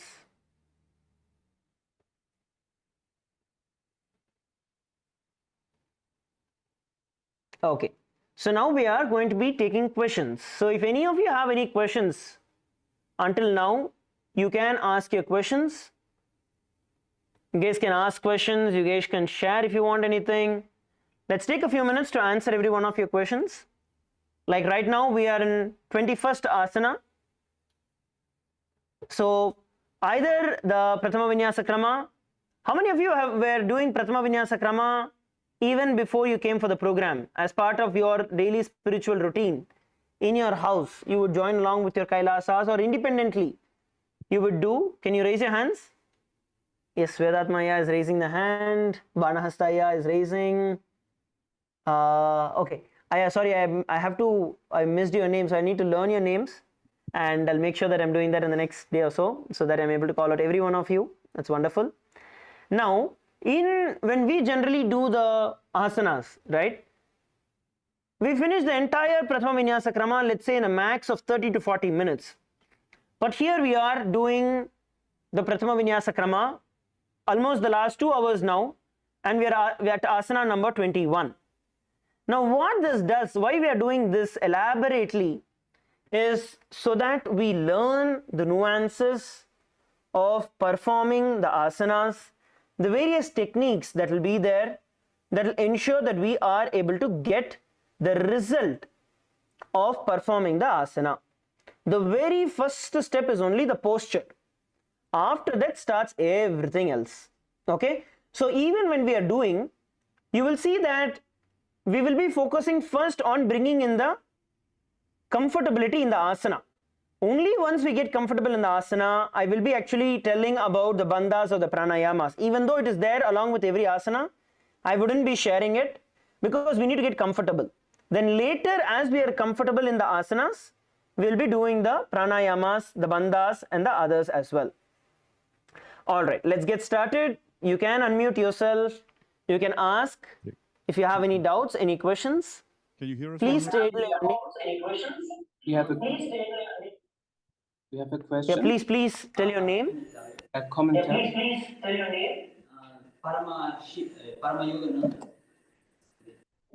Can you hear us? Yes, I can hear you. Please go ahead. Ecuador, I can hear you. I just want to share that sometimes my back seems to be bent, but it's kind of straight. But I have scoliosis, so it seems to be bent. I understand. So that one. So you need to make sure that you have your stomach engaged. Okay, there's a lot of echo. Maybe you can mute it, Paranaman Maharaj. So you want to make sure that your stomach is strengthened, your stomach is tightened. Then you make sure that you're automatically, the back is also straight. So bring your awareness to your core, bring your awareness to your stomach, and you will see that the back becomes straight. So don't worry, even if it bends or not, just bring your awareness onto your stomach. You will see that your posture automatically aligns. Okay? Good. Let's go to the next question. Maharaj, Nithyananda. Yes, ma'am. Yes, Nithyananda ma. I'm from LA, Rani Iyer. Maharaj, how to build Yes, Marani ma. how to build shoulder strength, Maharaj? Oh, you don't really have to worry about that at all. you're going to build your shoulder strength and all the other body strength during these 30 days that you're there. So just do this, the entire Prathama Vinyasa Krama, Dvitiya Vinyasa Krama and Tritiya Vinyasa Krama. We are actually going to do all the three. By the time you finish all the three, you will see that all the parts of your body become way stronger. I think we still have the PSS2 participants. How many PSS2 participants are still here? If you can raise your hands. Okay, you can actually ask them, Ranima, you can actually ask them to see how the whole body, not just the asana, the strength, the flexibility, everything builds. So Ranima, you just do it as much as you can through the whole time. You will see that the whole body itself changes. Okay, everything put together will build the strength. Wonderful. You're doing a good job, Ma. Great. Let's go to the next question. Nithyananda, this is KAILASA, Bolivia. We have a participant who's got a question. Yes, Ma. KAILASA, Bolivia. Please go ahead. 你好，大师，我这边呢是一做根锁、腹锁还有喉锁的同时，胃感受到火焰的时候是一块冰块，在做完就是骷髅舞以后呢，在做的时候稍微有一点点温，但不是烧火的那种感觉。我需要这次怎样的改进能燃烧起一团火？好，谢谢。I want to improve the effect of Samana Kumbhaka, because when I was doing the 3 bandha, I feel my stomach feels like an ice. So can you give me some questions? Yes, it's actually right, Ma. You don't have to feel it is wrong. It is actually right. See, especially when we perform the Uddiyana Bandha and all, right? It takes a little time for our body to get adjusted to it. So throughout all the asanas that we will be performing, we'll be performing these bandhas, kumbhakas, pranayamas at multiple levels, multiple times. So that will give you the comfort, and we'll be explaining techniques in each and every different posture, how to do it. So just do it along and you will see that you're picking it up. Okay? You are on the right track. Okay, good. Yes, next, let's take the next question. Actually, I want every one of you to participate in this, because the questions that others will ask will be directly relevant to us in many different ways. Let's take the next question. Nithyananda, my name is Jessica. I'm in LA, PSS3. I have 2 questions. One, when we do the Mahamula bandhas, is it on the fullness of breath or on the emptiness of breath? And is the order of releasing the bandha the same as the order of getting into the bandha? That's a very beautiful question. Now this actually is an answer that would require, it's very specific to the asanas. I'm going to tell you about a couple of different bandhas, okay? When we enter into the Jalandhara bandha, which is when you bring your chin and lock it to your chest, what you will do is you will inhale, which means your chest, your lungs are filled with air, and then you lock. Only in a few asanas, you will have to exhale and then lock. But as a general stance, when that comes, we will explain to you. But on a general note, when you inhale, after you inhale, you will be locking your throat into the Jalandhara bandha. That is as far as Jalandhara bandha is concerned. Now, when we look at Uddiyana bandha, it is the opposite. So you're going to exhale, means you're going to get the air off your body completely, and then pull your stomach in and up and hold. Then when you release from the Jalandhara bandha, automatically the breath will go in.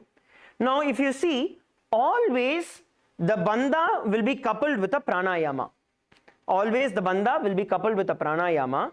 And when performing those pranayamas, if there is Jalandhara bandha which is there, after you inhale, you will then enter into the Jalandhara bandha. If there is Uddiyana bandha which is there, you will exhale and then enter into the Uddiyana bandha. Sometimes all the 3 bandhas will be there. That means after you inhale, you lock into Jalandhara bandha, and after you exhale, you will pull your stomach in and up into the Uddiyana bandha.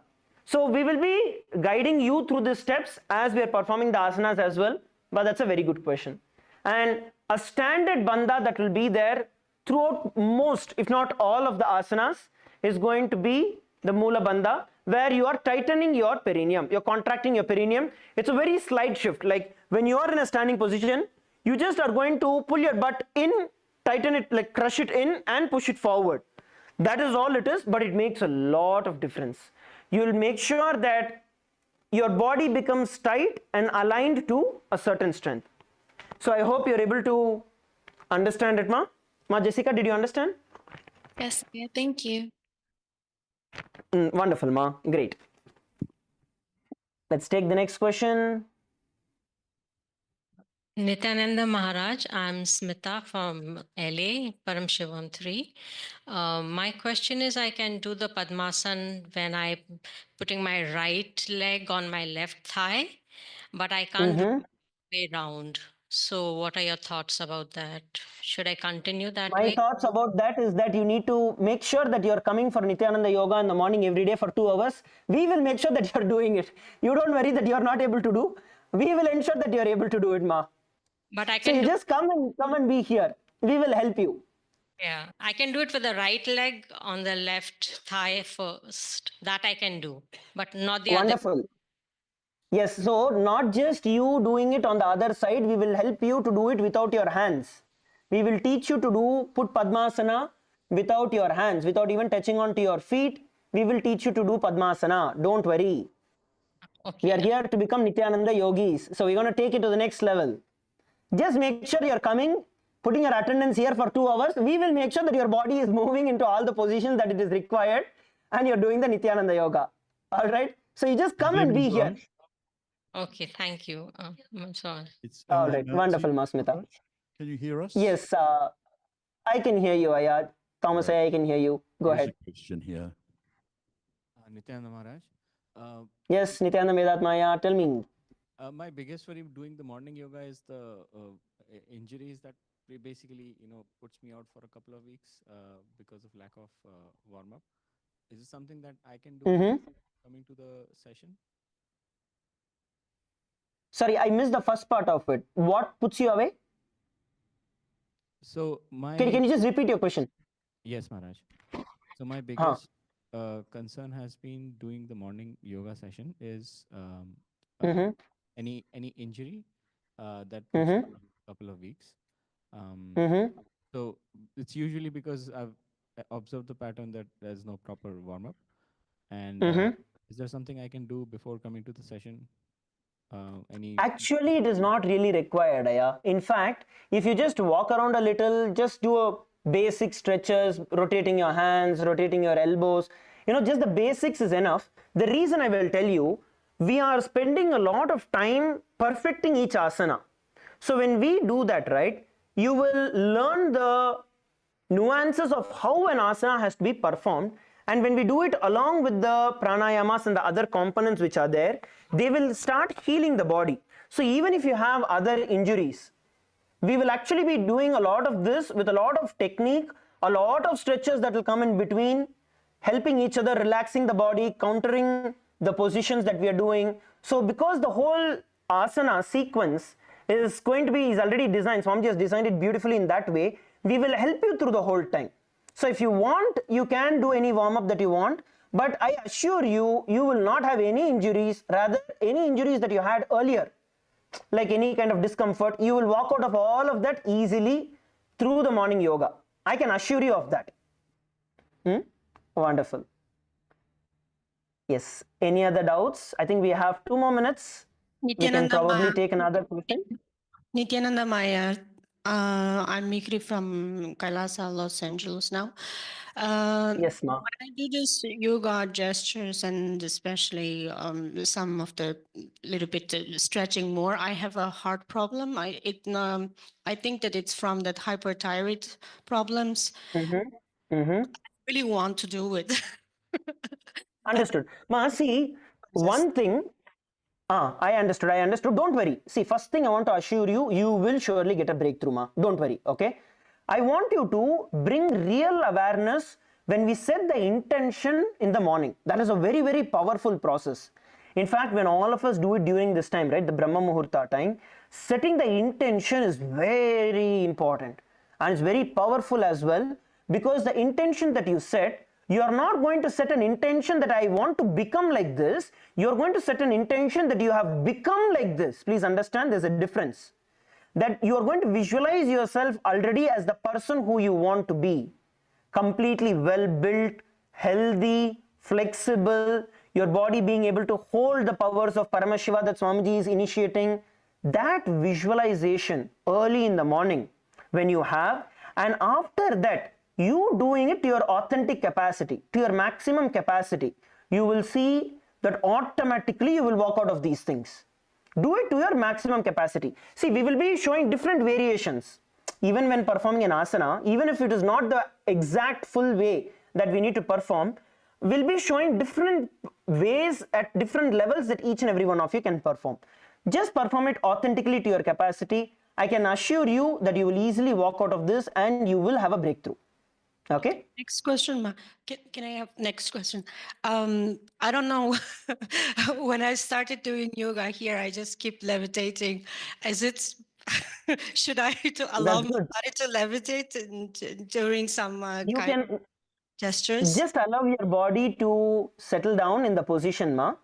And the one major component of this would also be you bringing awareness and consciously holding your body. Okay, so when that happens, you can let it happen, and the rest of the time make sure that you are able to hold on to the position as long as possible. All right, I think there's one more question, but it's already 5 o'clock, Ma. I'll be happy to take your question. Don't drop off, because it's also program time. We're going to be having these sessions every day. I'll be answering every one of you, and we are going to be having the next session is going to start shortly, but I will answer your question after I announce the next session. Okay, Ma? From LA, I see one of you who is standing. I will take your question, and but I want to officially close this session as it's been 2 hours, so we can move to the next. The rest of the participants can continue. All right, let's all sit down. Sit in a comfortable position with your head, neck and spine in a straight line. Head, neck and spine in a straight line. Bring your hands in front of your heart in the Anjali Mudra. Palms together in front of your heart. Visualize Swamiji in your inner space. Let us offer our gratitude to Swamiji. Close our eyes and chant the Purna mantra. Om Purnamadav Purnamidam Purnat Purnamudachyate Purnasya Purnamadaya Purnamevavashishyate. Om Shanti Shanti Shanti Harihi Om Tat Sat. Sarvam Bhagavat Shri Nithyananda Paramashiva Padukarpanamastu. Om Nithyanandam. Thank you, everybody. We are now going to be having for the Shivaratri. Meditate on this light, intense light, which makes you feel very pleasant in the body, and that heat which is very pleasant. And I tell you, when you meditate on this light and this heat pleasant, you just lose sleep on that Shivaratri night. You become awake. That is what is the real context of not sleeping on that night.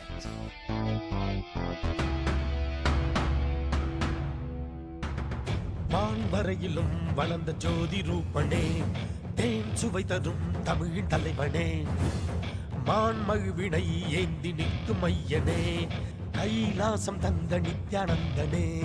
Nithyanandam Nithyanandam அண்ணாமலையே சிவரூபமாய் வீற்றிருக்கும் குரு நித்யானந்தமே.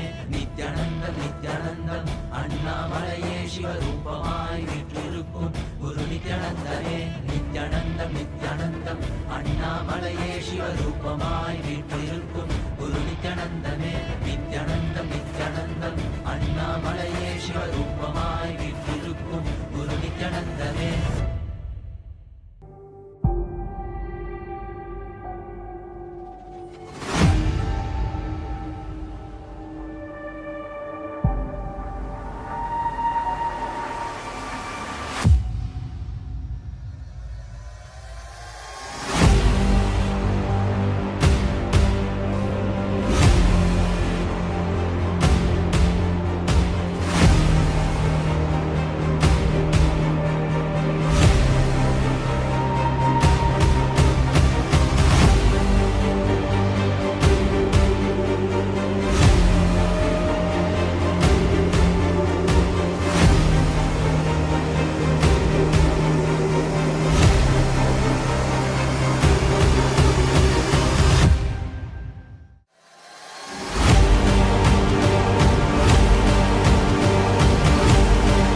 5,000 years ago, at the end of Mahabharat War, the ancient enlightened Hindu civilization consisted of 10,000 Hindu traditions, or sampradayas, that existed in 56 Hindu nations, 200 Hindu kingdoms, 1,700 Hindu provinces that covered more than 6 million kilometers square of Asia. The Supreme Pontiff of Hinduism, SPH, Bhagavan Sri Nithyananda Paramashivoham, is the reviver of KAILASA, this ancient enlightened Hindu civilizational nation. KAILASA is an unbroken cultural, religious, historical, civilizational, and sovereign continuation and revival of multiple of these historical Hindu sovereign states and Hindu ecclesiastical entities. The unbroken continuity of these ancient Hindu nations through KAILASA results in the legal recognition of KAILASA as per the international customary law, particularly the doctrine of continuity. The international law, the doctrine of continuity, implies that upheavals and revolutions within a country, changes in government, territorial adjustments, measures taken during military occupation, or other internal transformations do not negate the existence of the country, do not affect the legal personality and international obligations of the country or state. The Vienna Convention on Succession of States in respect of treaties, 1978, addresses these principles of the doctrine of continuity as it outlines international law during situation of state succession or continuation. International law recognizes a state's legal personality by recognizing its identity. This perspective extends even during the period when the given state or country is annexed or occupied by a foreign power. Even in such cases, the legal personality of the state is considered to persist, enabling its subsequent re-establishment. Historical examples dating back to the 18th century include cases like Portugal and Genoa that were re-established after the Vienna Congress of 1815.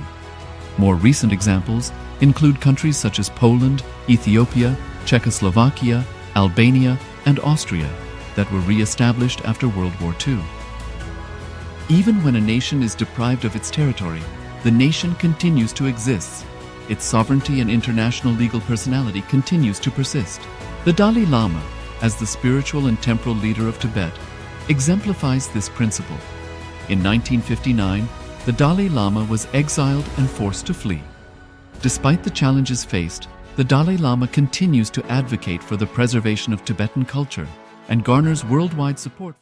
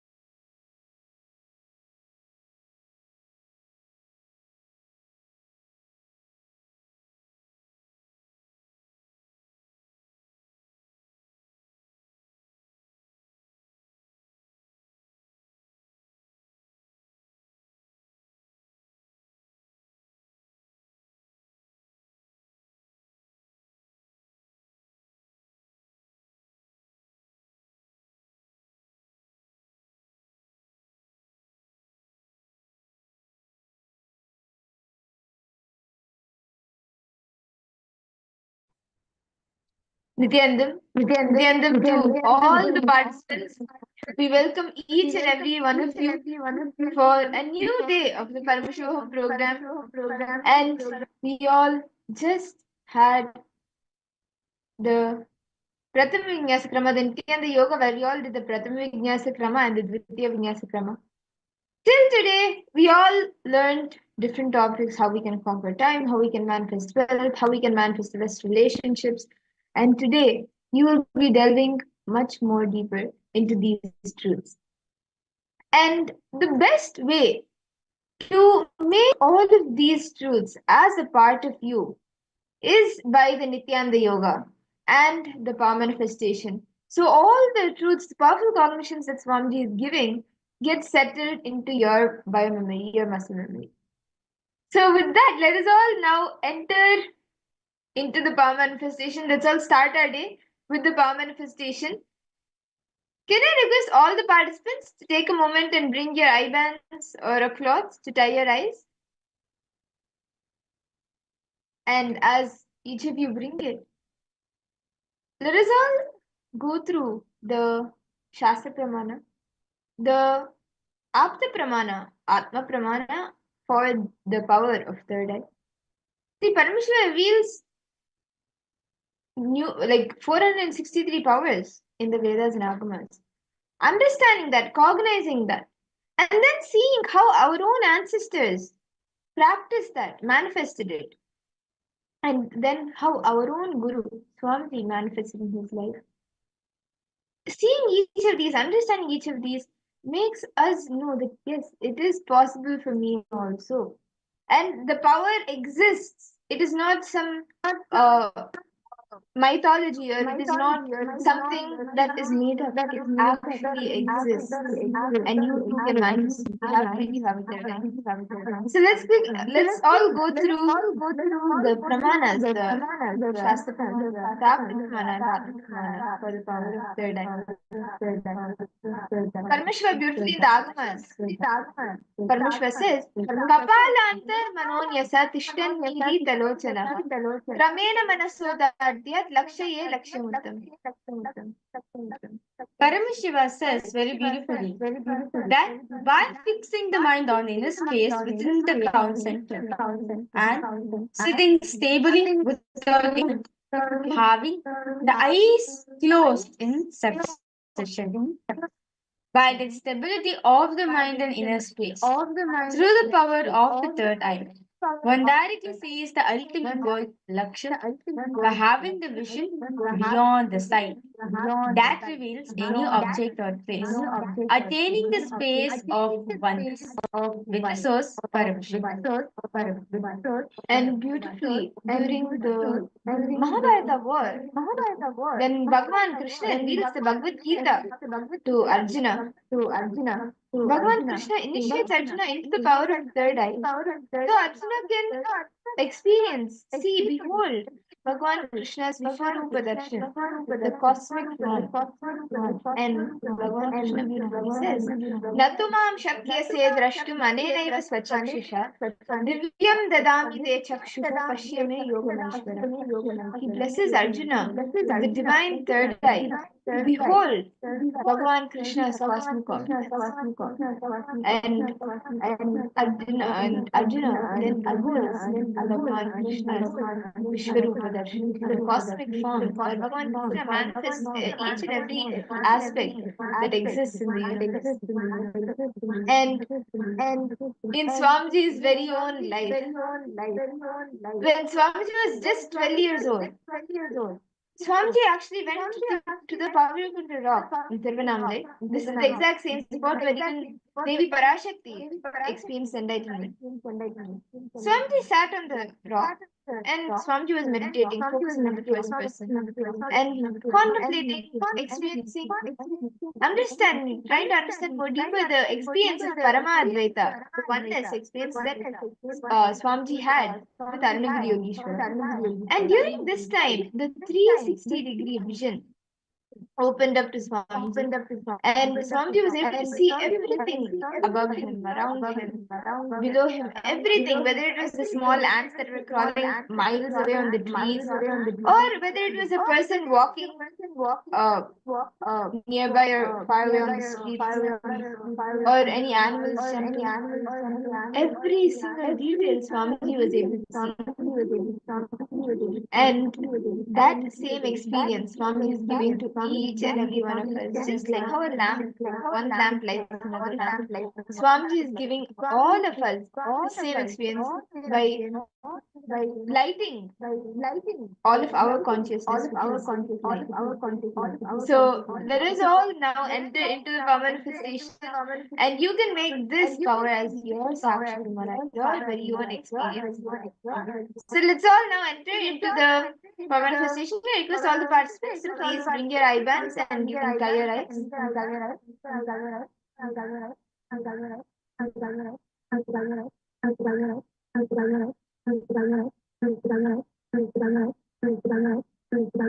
Please take a moment.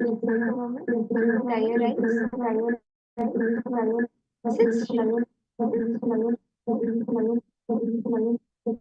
Chant the Mahamala. Just connect to Swamiji.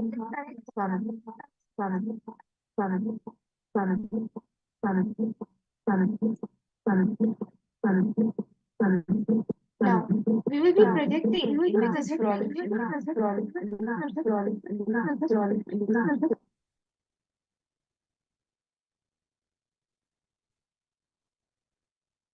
We'll now be projecting images for all of you. You can start scanning, seeing through your third eye. What is the image that is being projected?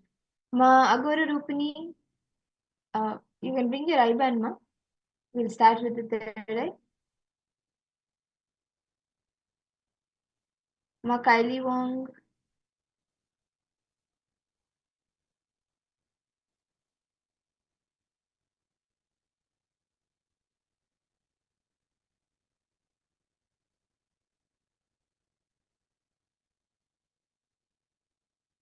Okay. So now we will be projecting an image for all of you. Intensely chant the Mahava with the name of Swami and start seeing what is the image being projected. What are the colors? What are the shapes? What is the image itself?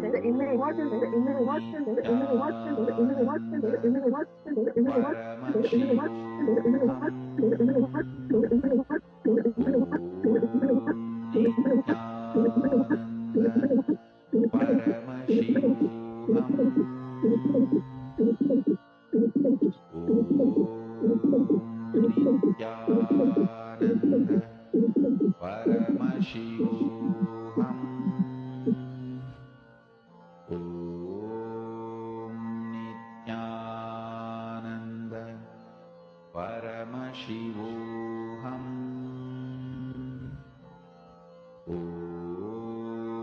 Nithyananda Paramashivoham Nithyananda Paramashivoham Nithyananda Paramashivoham Nithyananda Paramashivoham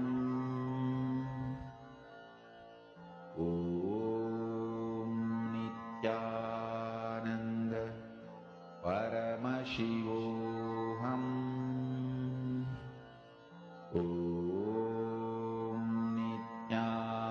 Nithyananda Paramashivoham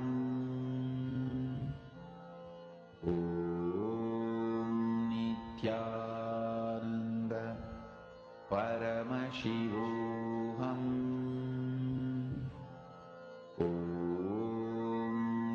Nithyananda Paramashivoham Nithyananda Paramashivoham